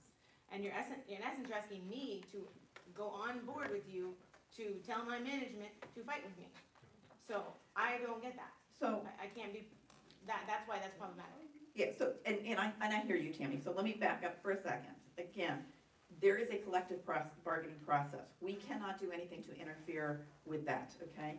When we sit here and remember, the committee is the three of us, we get to take the votes. That means we get to take the arrows. It's not about putting you in a position to take the arrows from your labor groups, okay? So that's why you don't get to even vote on this. You get to influence our decision, but you guys don't get the vote, okay? So I hear what you're saying, and again, I was gonna ask if we could, the labor things is where a lot of attention's going to be, but I think also on the service thing, so I wanted to try and deal with those two things, if we can move our discussion to those. Is that okay? Can I just make, Cindy, are you okay with that too? Yeah. I still think we're avoiding the issue that we all have with the process. The process, this isn't the process that we all were clear on at the last meeting. So moving forward with any of this, I disagree with strongly. I really like to go back to what we understood the original process was. I mean, you know, I think there's a pretty clear consensus in the room that there was several people under the understanding that we were gonna bring ideas, those were gonna be costed out and brought back to us, not presented by staff to be approved by this committee and then later taken to the board. That just got accelerated on us, and that's not fair. That's not what the understand we were under. So again, I urge, you know, if anyone else would like to speak up, please do, if you were under that understanding, because I think we were all, most of us were under that understanding. Okay, so again, I'm not sure where, we can have staff go out and cost out and cost out and cost out, but what are we going to get in return for that? So when I look at this, and I'm gonna ask staff to correct me if I'm wrong, when you look at this, column number 1 talks about an action that could be taken, okay? Column number 2 says the projected annual savings, okay? So for me, I look at this and I don't know if staff is saying, get to this many service hours, we're guaranteeing the board that you're gonna get a $30 million saving, versus saying what they're recommending to us is to say, let's see what would it look like, let's try and target 30 million out of the service, okay? And then they've already said, it means this many hours, but we don't have the specifics of how we achieve those hours. So in my mind, the question is 30 million the right target? And I can't, for me, as an individual up here, I'm gonna look at to my peers, 30 million doesn't mean anything to me because I tend to look more at service hours. So when I look at service hours, it's this chart here. When I look at this, I wanna sit here and say, I'm more inclined to say, what is the number I wanna target? I'd rather look at it more that direction and then say, if we target, you know, instead of moving to the 1.6, we're gonna target, we wanna do 1.45, then, you know, then that's what I would like to, you know, if again, I'm making that up. I'm not ready to say we stay with 1.6. I'm not sure if I really wanna go down to 1.4 or, because what's missing on here was the pre-FY17 numbers, okay? But I wanna look at what's the service level, and then I would say let's target that much money of savings, okay? But we still need, am I buying into any service plan? No, I would like to see the details that staff is going to be bringing to the board in terms of how they achieve the goal that we're giving them. So to me, if $30 million says that I'm locking into 1.4 on bus and 150K on light rail, I'm not sure I'm there. I'm not sure those are the target numbers that I personally feel comfortable with. Because I really think it's, I mean, I know it's 1% or 1 point some% cut, but it's still, it doesn't feel good to me as a board member, and I would love to see you guys influencing me to say, you know, you either agree with that or you don't. So this is how I would like to kind of see it, and you guys can react to what you're hearing from us, okay? But can we start with, if we look at service level, do we believe, so the first question to my colleagues, do we think service level is a short-term thing that is worth trying to move forward? So, let me, I'm gonna pull a Glenn Hendricks here and, be a little bit of a ant at the picnic and make a point. Okay. And that is that, you know, one of the challenges that, you know, as a board member, and I would just say this in any number of ways I can express this, and as elected official, I have often taken votes that are very hard. And even to the labor movement, I've said no, sometimes I say no. What makes it much harder for me to do those things is when we don't adhere to a process that people feel like they're all a part of and that we understand. And I'm emphasizing that because all of this to me is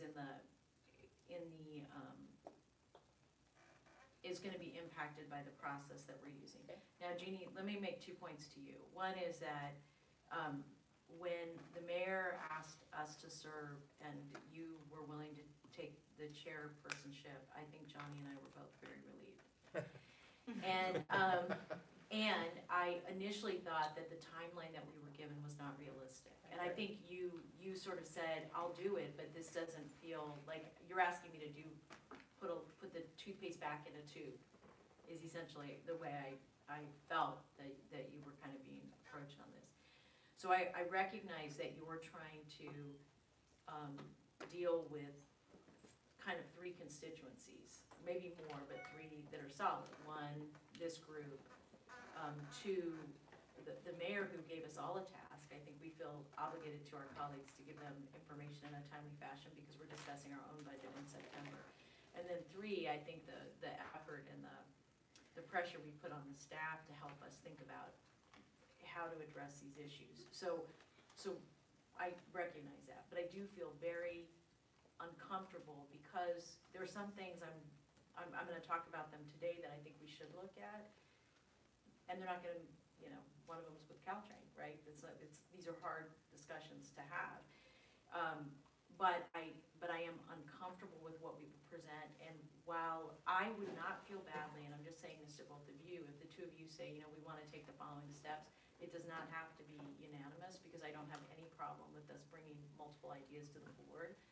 We would just have to work with staff on a really good way to present them. So, that being said, I just wanna bring back a topic actually, Ratna, that you raised, earlier, and that is that, you know, I have been on the board off and on and involved in the community long enough to know that we have had these discussions around structural deficit, multiple times, and we haven't really addressed the core. And I think that was the point, Ratna, that you raised, and Steve, you raised, and Ace, and I've heard you raise it too, which is, at some level, it's not even how we price the product, it's what is the product. So what it brings me to is on Next Network, I just wanna give you an example of something that we all kind of balked at when Jarrett Walker brought this to us, and that was, he gave us that 90-10 makeup, and what he essentially said was, you know, if you all wanna fundamentally change the direction of the agency, you've gotta do something dramatic. And he was hard to hear because he was a little bit pompous, but nonetheless, I think he was kind of right. Yeah, I don't, after one of the meetings, I was like, oh my God. Anyway, so my only point is that on that issue, and I think that actually, Matt, this is a little bit of what you were raising too, on that issue, if we really wanna be ruthlessly disciplined, then what it means is we go to the 90-10 and we bring it back to our colleagues in the way that is the most survivable, and that there are the public hearings that go with that talk about what the implications are of that in a very meaningful way.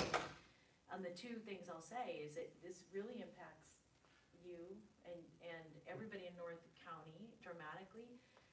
You know, it impacts me with constituents who are mad because we have buses going down their streets and we had a solution that's way too expensive now to implement, blah, blah, blah, something we have to fix. So I say that because I think it has to be 90-10, number one, and number two, and this is where we go to Measure B, that I do not believe that if we see the agency being driven into a ditch, that we can't rethink the way we're investing money, and we have to do it sooner rather than later, because when we went back to the courts and had a conversation about Measure A, we did that because we were in dire straits. What we didn't do enough of, and I'm not, by the way, I'm not blaming people, because you can't see, from the past, you can't always see the future, so I'm not, like, we did the very, by the way, I think I might have been on that committee, so I really am not blaming the past, but we, you know, but we didn't see what was coming our way. So I think we have to look back at 90-10. I think it means that we're gonna have people all over the county mad at us, because it means that those fewer rider areas, we're gonna not be picking people up the way we were. And I do think it means a restructuring of the service provision the way we're doing it now and testing models. And I know, Johnny, you've raised concerns about us willy-nilly testing. I'm not suggesting that. What I'm suggesting is that if we believe that we need a public transportation option in our community, we have to rethink the product.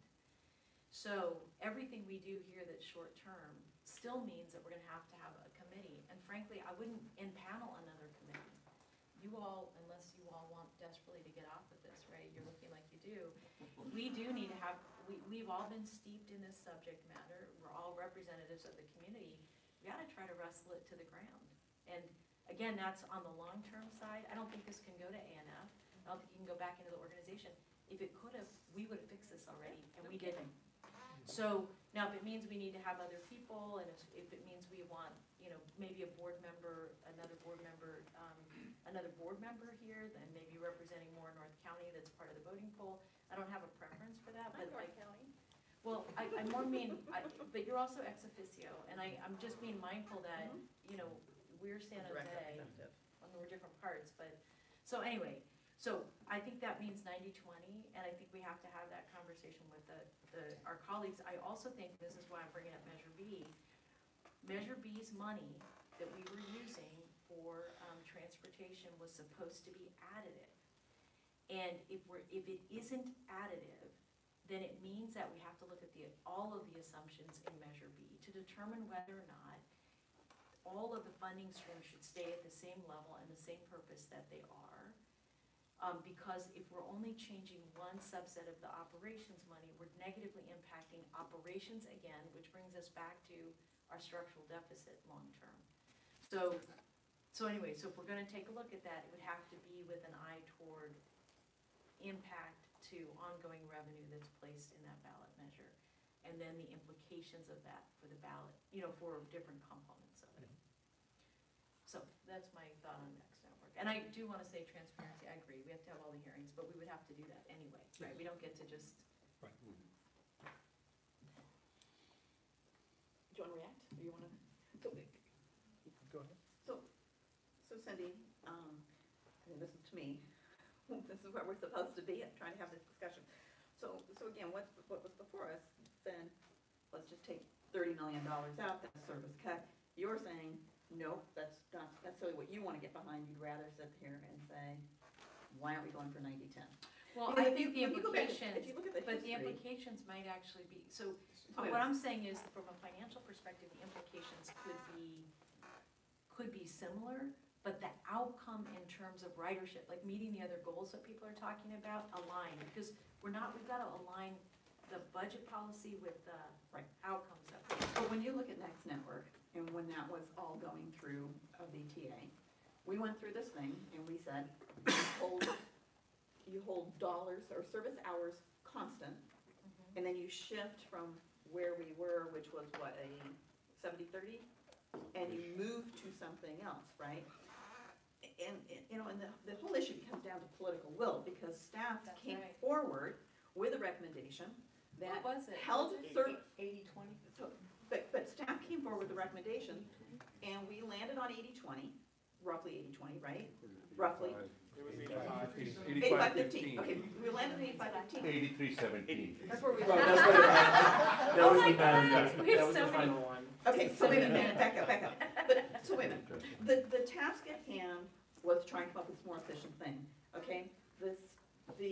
We came up with 83-17, but as a board, remember, if you look at the original objective, as I understood it, is you hold your service hours the same, you just reposition it, and what did our board do because of lack of political will? Because it's very, very hard, okay? It is very hard, it's easy to say this, but instead of holding service hours constant, we said, oh, we're gonna bump it up from 1.4 to 1.6 and from 150 to 192. So we didn't even have the discipline to even hit a true 83-17 without increasing the pool of service hours in there, okay? And when I say we didn't have the political will, I mean, some of you out there were also speaking to us because you didn't like the idea of cutting what it really meant to hold the service hours and such. So even if we sit here and say, I mean, to me, I think there's two ways about this. One is, do we go back to the board and say, look let's go back, and what we're gonna hold constant is $1. Let's figure out what that dollar is, but we know it's not 1.6, okay? And I don't know, is it 1.4? I mean, Glenn says he's somewhere between 1.4 and 1.5, okay? But do we sit here and say, no, what our recommendation is more in terms of, let's go back to the philosophy behind the Next Network, let's land on a number in the ratio that we want, whether it's still the 83-17 or not, but we're gonna achieve that, hold that constant, and we're changing, and we're doing the service hours back to the original thing, which was holding the service hours roughly constant to where it was. So let me have Cindy react first, okay, guys? So So I want you guys to react to the conversation that we're So having. first of all, I guess the bigger point is that we should go back to our colleagues, because if everybody believes that within 18 months or 2 years, we're gonna be out of business, then there is no better time to go back to our colleagues and say, this is the two options that we're coming up with, because we have an outcome of a certain amount of savings we have to get. But even if we do that, like the mistake that I think we've made in the past is we've cut back in ways that don't build the business. And that then doesn't build the ridership. And so if what we're saying is that we're fundamentally gonna approach the business differently, and we're gonna have routes that are reliable and fast, and I think the point actually, Johnny, that you raised about, and Ratna raised about, time savings and those lights being moved and people not, and I like, seriously, I don't think cities whose lights don't work with us should get funding in some areas. I really don't, because I think, why, that just doesn't make sense. Like, we have a window of opportunity. Crisis creates opportunity for us to do things better.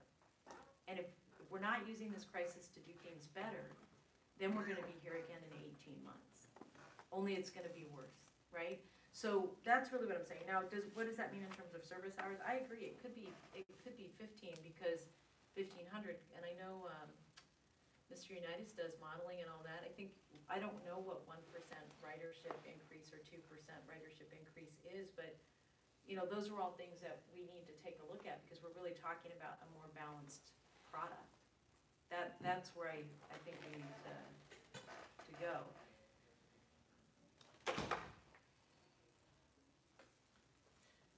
So I don't see a difference between what you two are saying, to be honest. I don't think that going forward with a $30 million recommendation doesn't mean that we don't implement the next network. I think we still do. I think but we tell them we want to shave 30 million, and that's what I see, unless I'm way off, and I don't know if I am. Well, if I can, Next Network is a concept, Yes. not a service level. Is one way to parse that. I So you- understand, right, but that's we're what not I'm overturning, what I'm saying is, the decisions that we're making today is not overturning all the work that we've done on the net. Right, that's what I'm And all I'm trying. saying is, any step we take needs to be mission aligned and intellectually honest with what we said in Measure B, because if it isn't, then we're changing more than just the dial, we're also changing the funding approach that we're using. So if we're using money for Measure B to subsidize instead of be additive, then we have to take a look at Measure B overall to determine whether or not that's the appropriate way to approach it. And if it is, that's a discussion that the board needs to have. Now, one of the problems again I just want to say that we have two timing problems. So this is a discussion I've been reluctant to have because I've wanted to wait till Measure B settles. But we are being put in a situation now where there's a timeline that you're trying to get us to, that's pushing us to have discussions sooner rather than probably when we should be. Well, I can tell you, I don't disagree with that. I mean, that was one of the conversations that I had, was even the timing of when we were forming this, in terms of, there's sometimes you're putting a cart before a horse, and sometimes it can be detrimental, I mean, we don't have, the dust hasn't settled on Measure B. So what do we do?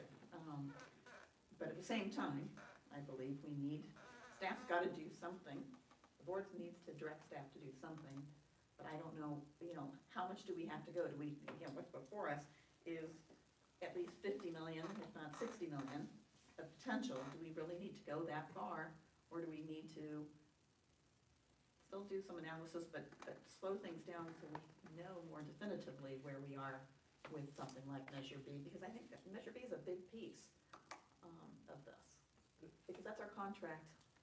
That's our contract with our direct constituents, okay? I mean, SB1 is another thing, but we have one that is very personal as far as I'm concerned as a board member, okay? May I? So also the way I see things is, we're not the final decision makers. That's right. And so regardless of what, let's say we take this entire package and go to the board. Every single one of these items is still gonna be discussed over again, and none of these are going to be necessarily implemented with just the three of us. So I don't see a problem moving forward with recommendations so that the entire board can make decisions on. I don't even think that there's problems with recommendations, discussing, sending ideas on labor negotiations, because all these labor negotiations should be had. I don't see any problem with making recommendations even on the long term, but the caveat is that those are long term. So I think what should come out of this meeting is, hey, here's a way that we can get to that $60 million projected funds deficit. And $30 million in service cuts is something that this whole group discussed, service cuts. And so this is one thing that we discussed. You guys think about it. The whole board should think about it. Enabling employee contributions to pensions. You should think about it. The SB1 revenues. Now, this item kind of puzzled me because the 16 million from SB1, was that solely to go? Was that supposed to be? Because it says that it's either we get the $16 million in revenues or we do wage freezes. Now, is SB1 revenues was supposed to be devoted to wages? Operations. Operations. Okay, so it is. So in that one, the board doesn't have to think about. They have to wait till November. I mean, it's not something we have to think about. Early retirement packages. Many of you actually came up with that idea. Adjusting the benefit plans for new employees. We should discuss that. Full sales tax collection. I don't think we need to do anything with that. That's something that we are potentially projecting to bring in $5.5 million. That's if the state collects the taxes correctly, from what I understood from you. That's, and the state will, they just are gearing up with the infrastructure to collect all those taxes. Yeah, so some of these are definitely out of our hands. They're in the state's hands. And so indexing fares is another topic of discussion that the board should potentially have. I'm not in agreement of raising fares. I don't think it, in fact, I had a discussion about eliminating all fares with staff already. We've had serious discussions about that, and so I was leaning to your line of thinking, but I've leaned the other direction for now, and yeah, well, no, I thought there's a lot of pros and cons, and there's a lot of merit to allowing people to ride for free. However, there could be a lot of potential problems, and I think you have to think about those problems as well as I actually research. Honestly, I wanted to let you know that I did listen to you, and I went to staff and thought and got a lot more discussion into that privately. So my role here is to give the board some direction, and I don't necessarily want to. I don't necessarily want to exclude any of these. I'm ready to go forward with all of them as a whole package, only because I think they should be discussed.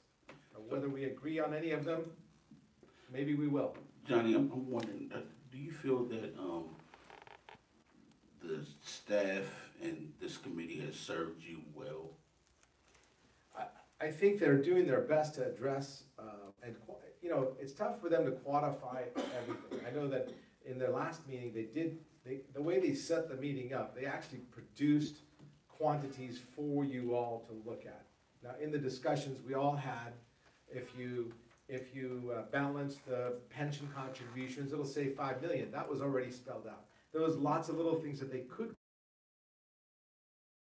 Things that they did do was take a look at this and try to quantify service cuts, and they try to quantify sales tax measures. A lot of you actually talks about sales taxes. Well, the whole reason I asked that is because part of what the committee was supposed to do and part of what staff was supposed to do was bring in additional revenue potentials.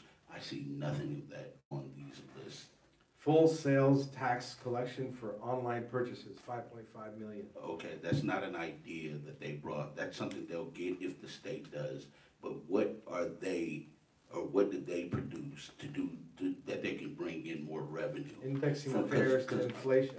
Well, and they put stuff on the long term, okay, because that requires us, so, again, we have to be realistic about some of these things. So additional revenues, they did not drop that off, it is on the long term, because some of this, there are certain things we can do as a district. There are certain things that we have to get enabling legislation to do. There's certain, there's a lot of things trying to figure out what that would be. And that is not a 3-month project, it's not a 6-month project, it's probably a heck of a lot longer than that.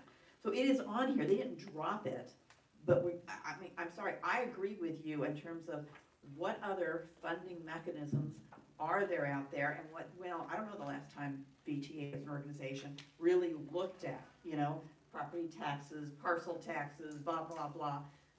I think we do everything that we can, that we have enabling legislation that allows us to do, but this is now, what's that next thing? And it's gonna require a lot of analysis before we can even go and ask for enabling legislation or whatever other vehicles that we might have. So again, I don't think the staff did us a disservice. They put it on here, they've got it on their recommendations. Okay, what exactly does it look like? That's gonna take some time to noodle over. Madam Chair, if I may, I'll be happy to quantify. A 0.5% sales tax is about $250 million, but it's not up to staff to do that. I mean, it's not in our purview to go increase sales tax. It takes a lot of other things to do that. As I said, I'll be happy to quantify each and every one of them. I mean, joint development program, we started about 2 years ago. We are well on, these are very long lead times. Land use rights are not within VTA's rights, these are up to the cities. Yeah. And we are doing where we can, it's not that we are not. Again, property taxes, VTA cannot collect property taxes. Yeah, no, yeah, so there's certain things that we can and cannot do, so that's why they're on long-term, okay? But let me back up again. So I just don't think we're going to achieve my objective today, which is fine, because I think we're at the meat of things. But wait a minute, we're gonna wrap up here on this piece here. So, you know, when I look at, I still wanna stay on the telematics network thing for a little bit, because, and see whether or not we can have some convergence, at least on one concept here. And so, and I agree, we're not that far apart, but if I look at this, I would want this, if I were looking at what I would want to see in a recommendation going to the board around the next network, okay, is a recommendation in terms of what is our target, what is the target service hours we want? Is it what the board has already stated, which is the 1.6 and 192K? Or is it a different number? And starting there, okay? And then the next thing is, what are the other parameters we're recommending? Do we hold to the 8317? So you have to hit that, but you have to stay with 8317. Are we saying we want you to hit, we're recommending that we hit this number, but we want to do it in a 90-10 or some other thing, okay? I would like us to get clarification on that, on what our current thought process is. And the other thing is, I'm sorry, but I want to add to this whole thing, is you can do all of this, but it just starts feeling like more like cut than anything else. But also, I'd like to say, but to make it successful, we need to truly advance signal prioritization, things that move buses and light rail faster, because, you know, and to me, I would add that to that list. I would take other things and saying, to get to a successful network, all of these, okay? And I can tell you, there's things I'm willing to take off off the list as well. But those would be, I mean, can we get down to where we can frame this one to something that we think, and then we can see if we need staff to come back to say what this would mean if we frame it in that tight way. Chair, you seem to have an idea of how to frame it, so are you looking at a specific hours, 1450, is that? Can we pick an hour? I think why don't you just walk through what your idea is? I mean, I laid mine out, and so if there's. Well, but, so let me ask you, Cindy, when you look at this network, what is the hour, the service hours you're talking about? So let me say one of the challenges with in fact, I apologize, because I meant to bring my next network binder, and I didn't today. This is just from our meetings, but what I was hoping to be able to do, and this is a little bit of the reason I was stuck on the process issue, I was hoping to understand what the range of options was, because I remember when we had, and let me just go back and say why I'm kind of harping on the 90-10. The reason I was focused on that was it seemed to be one of the few times as a board that we had seen what the opportunities were for the buses to run the way they do in successful communities in terms of their frequency and their really consistent alignment. And it met multiple policy goals. Land use is much more predictable if people see those buses. And frankly, one of the challenges that we're having now because of the way we're shrinking the buses, I don't know if you guys have had this discussion, but we are, even as we're looking at some Measure A housing, is that in some areas, people are saying, oh, it's near a bus stop. And we're saying, oh, yeah, maybe, because of the alignments. And so are we, so even from a land use perspective, all of those things. So the reason I'm kind of pushing back to say, really, and I'm really interested in what Mr. Unitas is thinking too, that if we went to 90-10 and we were looking at really saying, we understand that the current service model we have is not sustainable. And sustainability comes as we get closer to that 90-10, then for me, the next dial on that is, does it really require us to lose many service hours? Because doesn't that increase the number of people who are using the new service over a period of time? And while it's not, while the fare revenue isn't extreme, it's not nothing. I mean, so as, I forgot what it is, for every percentage of ridership approximately, I know it's a range, but. Fare revenues are approximately $37 million per year, so 1% increase would be $370,000. Oh my God, that's so tiny. Well, maybe I'm delusional now, I don't know. I mean, my thinking was that it would create more, more synergy to be along an alignment, getting more people to use it, and then therefore making us less fragmented. Because even with that increase, even if it's 1%, the tangential lines, the way we're servicing them right now, I don't know that they make sense. Like I asked in, I'll just use this example, in the Willow Glen example, so we had a neighbor that gave us a new model for getting through their neighborhood without clipping cars and going down a street. The change was it $500,000 a year to make a change? Yes. I mean, that's, that's loony. And so, but I actually, until they explained it to me, I don't think I fully appreciated how what appeared to me a very small change had a huge add and wouldn't be offset by ridership, right? Like there was no way to offset it by ridership, which makes me ask the question about our product again. So based on what you just said, I think my big idea is very sad now. Very little idea. Because it would be, even if we got to our best selves, we'd be at an additional million. 10%, Yeah. 11%. Yeah, to try and get where you're trying to get, so first off, I think your idea of prioritization, using your word from before, I think prioritizing going to the board with a discussion around number of service hours and then how that's gonna get allocated towards frequency or not. I think that's the way to go. You're only, the board has, I'll just say, limited capacity to deal with a lot of different items at once. So I would prioritize focusing on that question first. That's the one that we have the most control over and ability to make decisions, whatever we come up with. I'll just say, I think the 1.6 that's in the budget right now is not sustainable. I mean, that's the starting, you can't go forward with that because you got 24 months runway maybe, right? So that number has to get addressed along with everything else. You can still, splitting the baby, you can still continue, we can go ahead and work on some of these other items. Whether or not, you want to bring to the board and say, here, let's have this Measure B discussion. I mean, I'm not quite sure I'm on board with that yet, but I mean, I get what the discussion is, that's a possibility. And I would focus on, those are two things that probably the board, as a decision maker themselves, probably has the most ability to influence. And you could go back to staff and they could dig out some of the next network stuff to talk about what hours are and what the actual percentage, because I think you're right, it's set what the hours are and then you can set the ratio. It's two different parameters that you can deal with. And in a meeting or two, I don't think the board can deal with more than that. So all this other stuff we're talking about, and I'll say that publicly in front of them if you want me to. All this other stuff we're talking about, there actually is more time that we could continue to have additional discussions. Because you can't bring more to the board than that. And that's the starting place. And oh, by the way, that was the number that had the biggest potential impact to the budget. So in the financial world, that's where we should go ahead and start. And I would go ahead and I would ask us to reframe this. This is not about service reduction if you were to go ahead and stay at the level we've been at today. It's about not doing service growth. And you can say I'm, deferring. being, you know, wordsmithy or not, but that's really the truth. I don't believe we should be going out to the community and talking about service hours reduction.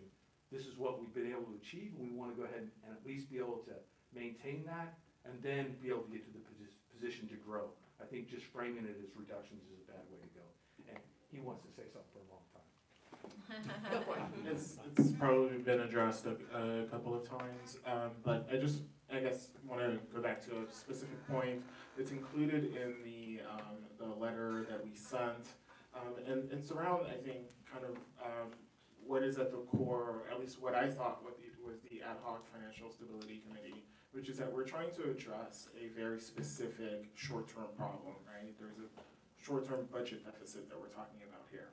But I think there's another problem that we're trying to address, which is that, we watched the whole presentation about the declining ridership and the issues that transportation agencies are having.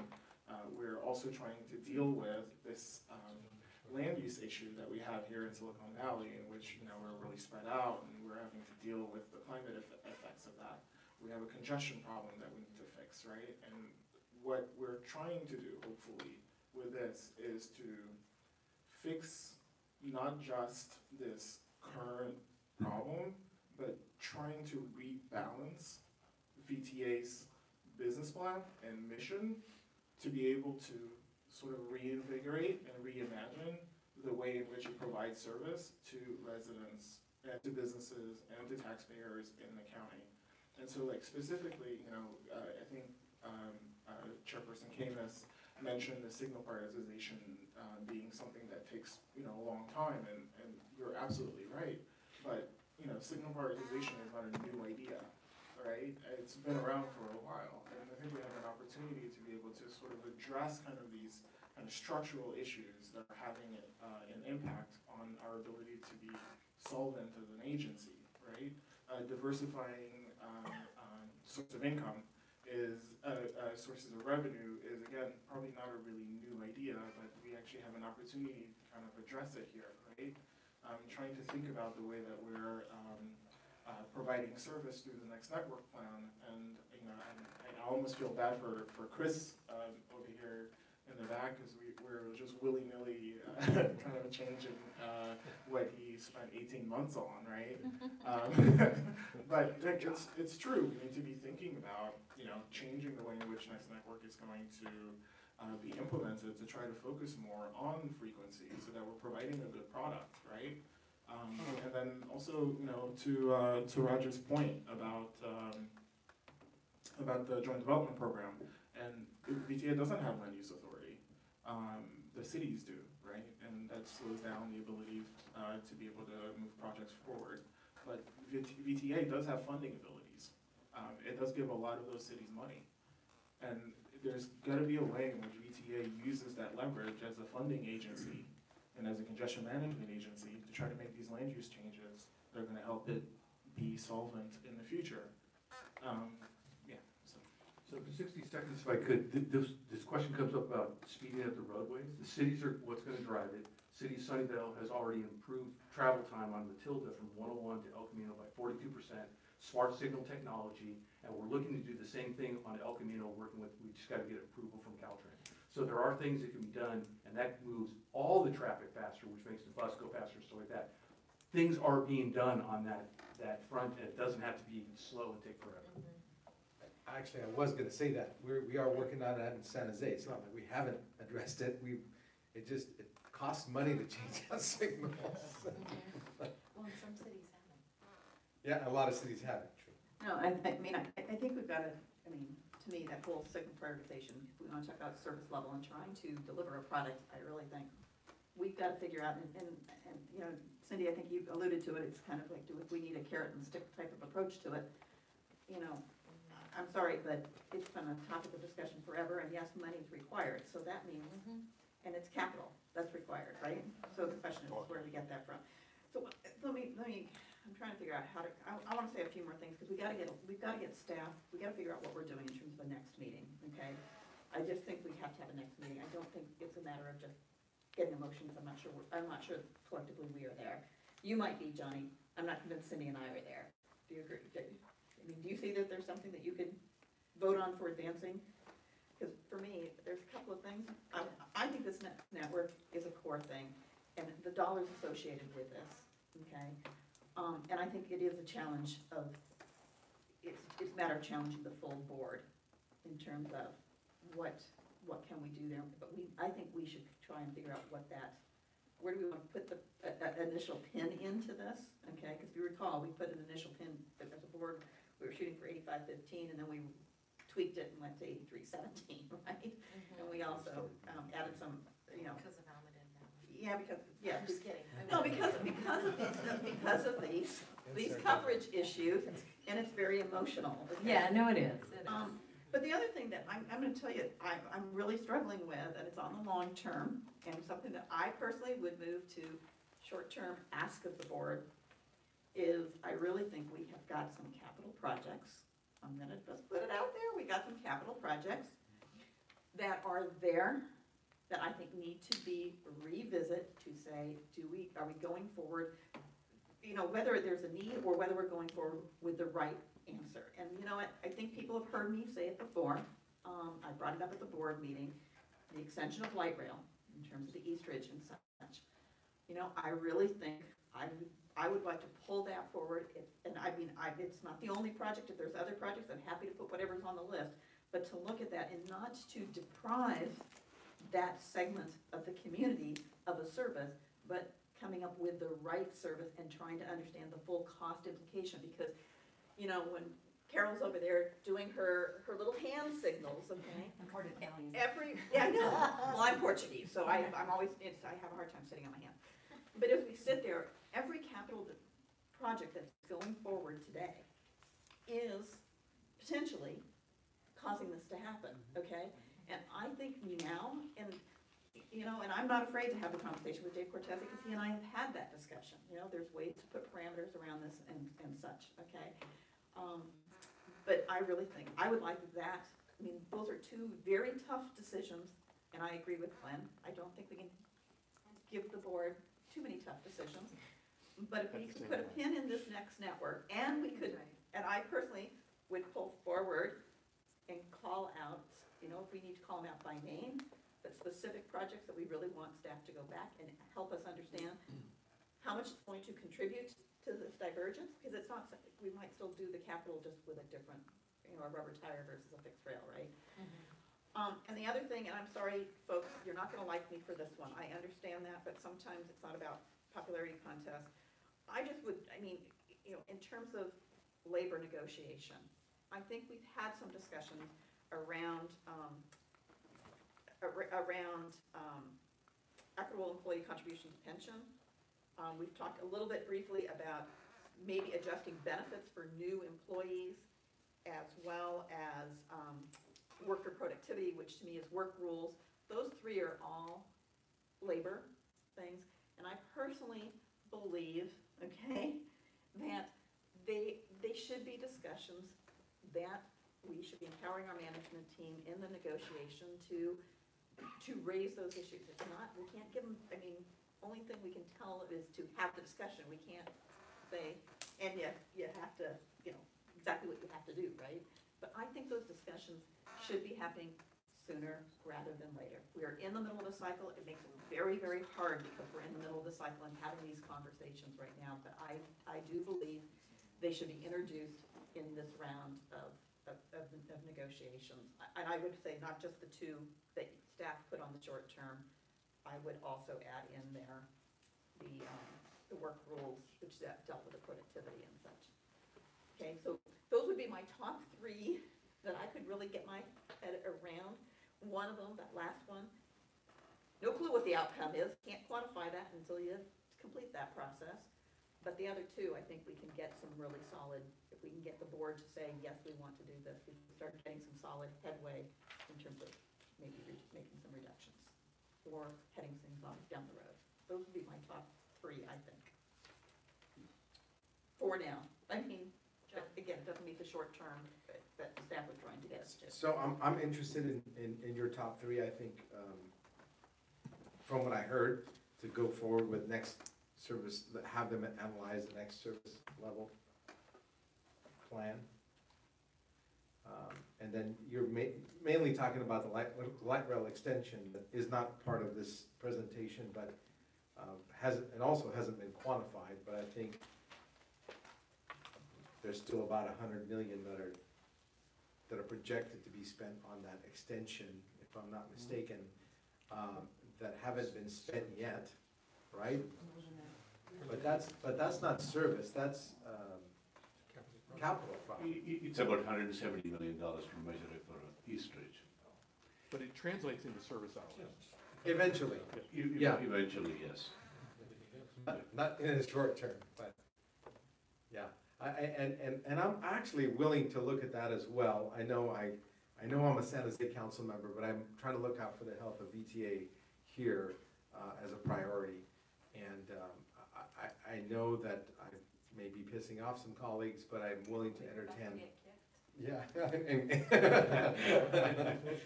I'm willing to entertain that as well. And the labor? And of course, the labor. Oh, he would have started with I would have started with that, but. They slipped his mind. But, because it has to be discussed, it's 70% of our cost. So, let me just say, what I would just suggest, I wanna reinforce something that Glenn said earlier. I like the idea of, where are you going? Eat. Okay. I like the idea, okay, you can haul fast. I like the idea of maintaining hours, but I can't emphasize enough that if we are going to look at capital investments, we have to look at all capital investments for reevaluation. Not some, not one, not a few. And the reason is that many of the capital investments we've put forth have been put forth really over years, in part because of just how long the process takes. So I think that's incredibly important. So if we're gonna have a process, I say we look at all of them. And I know that the staff already did a really good job of creating a set of criteria for evaluation that we used for Measure B that may make sense to just reapply to everything, including the Measure B programs. Okay. The second thing I want to add is that I do think that we need to take a look at all of our partnership contracts, and this includes Caltrain, because if we're gonna, as you all may know, Caltrain, we're looking at an 8-cent sales tax for Caltrain in June 2020, thanks, Matt. And the reality is that as a Caltrain board member, Caltrain's not super satisfied that if we do that tax, that VTA and other entities wouldn't still be contributing money to them, which I just find alarming. Like, that just makes no sense to me at all. Because we haven't told them. Yeah, no, I know, Jim, I know you've been in there, but my point is that I think having a discussion around parameters makes a ton of sense, especially because Caltrain's, one, it carries a lot of people. It is a great service, so this really has to do with balancing all the services. But if they're at an 80% fare box recovery, then really one of the questions we have to ask ourselves is, how do we get them to 100%, and then how does that 100% turn into their ability to reinvest in their own product? I mean, that's, for a lot of agencies, if you had 100% rate of return, you'd have the capacity to bond and do other things that they're not really doing, and I think in part because of the current structure and all that. So if we're gonna have a conversation about that, those contracts, ACE, this, all of them need to be put on a list, because what it may mean is, yes, we put in an 8-cent sales tax, maybe we support that, but I would wanna support that with making sure that any future investments that need to be made from VTA come out of that 8-cent period, we're talking about Caltrain, and or that we would not be making, and I'll just, that some of the investments that need to be made along that rail, again, should come out of the 8-cent, not out of any money that the voters of our county have put forward. So, we have to think about that. So that, to me, is a right-of-way thing, because fundamentally, if that did go on the ballot in its current structure, I'd want to understand if we took $9 million out a year, that we wouldn't be paying anymore. As we look at that, the yawning mouth, Carol, that you put forward then that should be $9 million or $10 million off. And 14. Oh, even better. And that means that from a sustainability perspective, that should have an impact on us as well. So, Can I just make a clarification? The items, let me go there so you can see. These items were not necessarily that the discussion need to happen long-term. It was that the impact of them might be more long-term. So short-term for this definition was the impact is short-term, not necessarily that when we start talking about it was long-term or right, short-term. except that what I would argue is that if what we end up with, so first of all, let's presume that we're right, that it's a $60 to $50 million deficit. I have some questions about that because I looked at the CAFR, and that's the other thing I didn't bring that I wanted to ask some questions about. But let's say it's 50 million. If we're heading off those things that add to the deficit, because as you're talking to us about a structural deficit, and you showed us that chart that was 6 years out or 10 years out, that chart had embedded in it a number of the things that we're discussing today. If those start to come off the chart, then even our short-term, the way we would address a short-term deficit may give us flexibility in the kinds of issues that we look at now, because the deficit in some areas wouldn't, in certain subcategories wouldn't be as large. So that's, and I know when you're doing planning, you have to look at best, worst, blah, blah, blah. I get that, but that's why I'm raising them. But I recognize the point you're raising. And I would say that there are two ways to look at that. That those out years, that would be where the future enhancements from when funding becomes available could come from.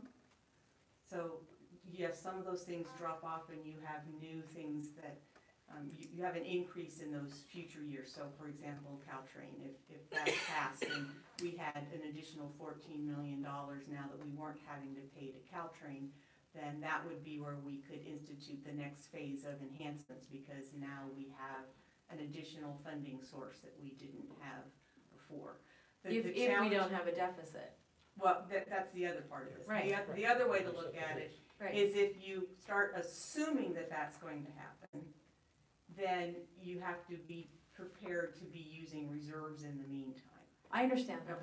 Okay. And I think you said it better than I did, but that was exactly the point I was trying to raise. I recognize that it may mean for some time we're saying we're gonna use reserves because we think we're gonna be in X situation or Y situation. And by the way, I'm not really just referring to whether or not we win an election. Like, I get the risk there, having been involved in them many times myself. But I am thinking about that relative to a number of the issues that we've raised. And again, I was using that as an Yeah, example. I got it. So. You got 20 minutes. 17. So Cindy, let me get clarification on this partner funding and the Caltrain. So what would the Well, what I'm saying in the short run, what I would wanna take a look at is, we do these contracts, they're annual, right? And are they June to July? For all of them? They're very ACE, different. Caltrain? They differ greatly. It was one of the handouts from one of the meetings. Yeah, so I know, it and I was should be looking for that too. In any case, yes, I think we should look at whether or not we need to renegotiate those, because we are having a crisis. So you now. mentioned Caltrain, but you're saying all? Yep. Okay. I think all of them. Santa Cruz one, I still don't understand why we pay for that. I mean, I do, but I don't. I mean, that's a weird one to me. Okay, so that would say that we, if, I don't know if staff has enough direction. If we can come back with a little bit more specifics around, do you agree with the fourth one? So we have convergence on these four? Taking a look at the next network, the capital investment, the labor, and the partner funding. That's my shorthand, that's how Yes. okay. Yes. And let me just say, I'm cautious, I'm concerned about the labor one, in part because I talked about process. If you're gonna have a conversation about, people's livelihoods, process is critical. I mean, it just is, and. May I offer this? I think, I really appreciate the fact that people have been respectful and open in this discussion. And I also think it was good of the board to be willing, and this committee, to be able to discuss that. But I don't think it's profitable trying to continue that discussion in front of the people who represent labor. I think that could be put aside. In full disclosure, people are aware of this issue, and it will be discussed in the appropriate venue when it comes down to negotiation. But I think it would not really profit us here to do that. That's just my suggestion. Yeah, I mean, I would say that, I think the genie is out of the bottle. Right? Absolutely. And so, so I do think that, I mean, really, you can't. Not that easy. I'm sorry to meet you, Jeannie. Go back in the bottle later. That's right. I was gonna say, where Jeannie, yeah, to the bottle, not Jeannie. I know, for you. So what I think is that, what I would recommend really is that the chair give consideration about how to proceed. Because the one issue is that I think there are a number of issues relative to collective bargaining. And frankly, we, as you all know, that have been on the other side of the table, the board does give direction and does get input in closed session on those issues. Having said that, I think because we put a price tag out there, that's not one that I think we can, like, people can't unsee what they've seen. I think what your point is about how much more do we need to discuss it, I think it does need to stay on the chart because it's part of the discussion. Yes. I mean, part of what the board will consider in all its, in whatever venue it considers it. I think we both said the same thing and are in violent agreement.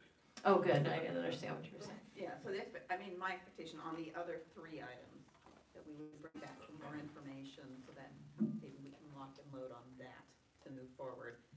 I don't think this body is gonna have any more. I mean, it stays on the list, but I'm not asking staff to go back and do any more work, anything. What the genie that's out of the bottle stays out of the bottle, but we're not adding anything else to that. Is that correct? Yes. What else did you add? I mean, I don't want any further Ronnie, discussion, don't debate, or terrify me. whatever, because those discussions are no longer appropriate here, so that's my thing. Okay, so with that, I guess the question is, we're sitting here right now, we've been doing these meetings once a month. Do we stay with our next meeting, or do we want to sit here and try and poll to see if we can, because I'm not sure how much more work staff has to do. Are we willing to pull up our next meeting, or not? So Once a month, I mean, here's what I would pushing things recommend, out. Jeannie. I would recommend that you have a conversation with staff, better help them understand scope. They give you a timeline, and that we make sure that we get back together as soon as possible. Because really, if we're trying to have a board discussion, some of this, like what projects would pursue, I mean, some of that actually may be more of a process that really does have to go to a committee. Like, there's no way the 3 of us could come and say, oh, I've got an idea. Cut that Almaden Valley bus, right? I mean, or the, light rail East Ridge. But, so some of that might actually be a process that the board, that we actually may say, we bless a process to pursue this with X timeline, and this is what we're recommending to the board, because it's gonna have an impact over what period of time. Now, I have to be honest with you, I think that really is a long-term, very long-term impact and savings that creates a short-term opportunity. So it's worth it. All of these discussions to me are really valuable. I think the other question I would have, and I would just want you to come back and recommend this, is I'm very concerned about saying that all these ideas are gonna go back to somehow the board, and somehow they're gonna get addressed through a committee. I think we have to poll this group, see who wants to stay on it, and make a recommendation, even as to what next steps have to happen to take a deeper look at the recommendations that were made. I thought particularly in the letters that the 2 of you sent, is really some very good ideas about what needs to be pursued. If we're not the right group, then we should make a recommendation to our colleagues who is the right group. Agreed. Okay. So, I'm going to close out item 7 for today. No action being taken, other than direction to staff, and I will work with staff, and staff will circle back with you guys as well, after going home and maybe hitting that bottle, you also think about other things, a specific process and what have you. So that takes us to announcements, and any announcements or any closing remarks that anybody wants to make? Yeah. Yes. I would like to take the opportunity on behalf of staff to thank Ethan and Radna for the thoughtful letters that they provided. I would also like to thank all of you for your participation in the respectful manner in which some very difficult subjects have been raised. I do know that working here is one of the proudest moments of my life. I'm always glad to be able to say that the VTA employees that I work with are concerned about delivering the best product and the best service to the citizens of Santa Clara County. And I think meetings like this have helped to prove that. So thank you from us. Anybody else want to make any comments? Real quick. Am I hearing that none of these short-term measures are going to be presented? We are to the not board? advancing any of these to the board. Yeah.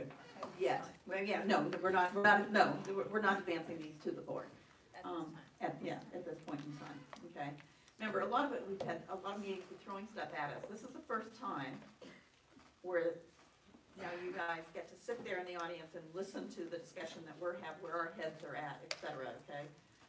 And it's gonna take us a while, because we are three very different people up here. But the fact that we converged right now actually makes me feel really great. Any other comments? Yeah, the only other comment I have is that, we had talked about some of the capital projects, one of them being East Ridge. I think it needs to be on the table at this point. It's $170 million of clear savings at this point. The service can be provided by the buses. It'll be least impactful to VTA in the long run. And we can still provide bus service to the residents till this project actually, materializes in the future. Okay. Any other comments? If not, Real quick, sorry to keep everyone. I don't want to be the last one. I want to just add that on a lot of these questions, whether it's which capital projects to do or the business models, I think require really sophisticated kind of long-range planning or strategy tools. And I want to say that we're seeing many transportation agencies and transit agencies facing the same questions, but we're seeing some very good examples of planning too. And so I really want to encourage the board and staff to look at methods and processes that are already being used by other agencies to grapple with these questions and deal with emerging technology, et cetera, so we can have a really fruitful planning process. okay, so there's a couple things. First, I want to start with saying thank you, guys. I know this is difficult. This is hard stuff. Otherwise, we would not be here, and because it would have been easy for us to do. It was also asking a lot of you guys in terms of, having some frank discussions and such. And it's hard for me wrapping my arms around this in terms of how best to get us through this. So it's not, my intention was never to cut anybody off, but we had to get to a point where we could discuss things so that we can understand also how to move forward. And I always will choose to try and be optimistic. I put a stake in the ground, okay? That stake has been pulled out of the ground. We're not moving forward with recommendations to the board, okay? We're gonna continue this, yes, that stake is in the ground, not in anybody's heart or Heinz. So I will be thinking very hard about how we're gonna structure our meeting next time, okay? And how much we're going to do with open discussion versus having a little bit of open discussion, pulling it here, and then having you guys react to this. Because sometimes I think most of the value in what we do is being able to react to those people that are part of the decision-making process, okay? And then the other thing is, as you guys have talked about, what's the future of VTA, et cetera, just to remind everyone that the VTA board does have a workshop that's happening next month. I don't remember if it's like the 21st, 22nd, 21st? Okay. So anyway, in that whole workshop is really starting to deal with this whole subject of what is the future of transit and VTA, et cetera, and all these different tensions that are upon us as things evolve around us. We sit here and talk about something where we said, oh, we're going to do this in the next 30 years. Well, I'll tell you, in the next 30 years, things are going to be totally different than where they are now. And that's the hard part about sales tax measures. You try and look in your crystal ball for 30 years, and when things change, I think we have to be a dynamic organization. If that means going back to our voters as well and resetting expectations, we need to do that. So with that, again, so future is going to be happening, the initial discussion with a workshop in September. And Raj, you have something you would like to say as well? Yeah, thank you. Just wanted to talk a little bit about the timelines. Before we go to the next biennial budgeting process, it'll be good to get some direction from the board as to what the service levels would be, and what are the things we should be looking at. And that process will be starting in about 2 months or so. Again, and that's one. The second thing, any service change implementation, I don't want to speak for Chris or Jim Unitas, takes time. Takes about at least 9 months or so to implement a service change. So we should be cognizant of the timeline that's needed too. If a decision is made, let's say in December, January timeframe, then it will be next September before, or October before something gets implemented. So, and there is a cost too, because it'll be status quo till then. And last but not the least, just wanted to give a sobering statistic, if you will. We have about $100 million left in the reserves. And at the same clip, we're burning through cash for both local share of capital and operating deficits. It's going to last about 2 years. That's where I came up with the 18 to 24. I mean, assuming again, the sales tax growth continues as it has for the last 5 to 6 years. Okay. So on that, I have a small party to go to. I'm going to enjoy the party. Please do. Johnny? Yeah, so in the light of trying to set expectations, are we gonna make a decision this next meeting? Are we gonna walk out not making another decision, or? The next meeting, my goal is gonna be making a decision. Okay, thank Okay? you. And because you got, the three of us are the decision makers, if you have any specific things that you want, that you will need to make a decision, please make sure you're having conversations with staff. Okay? And with that, meeting is adjourned. Thank you, everybody.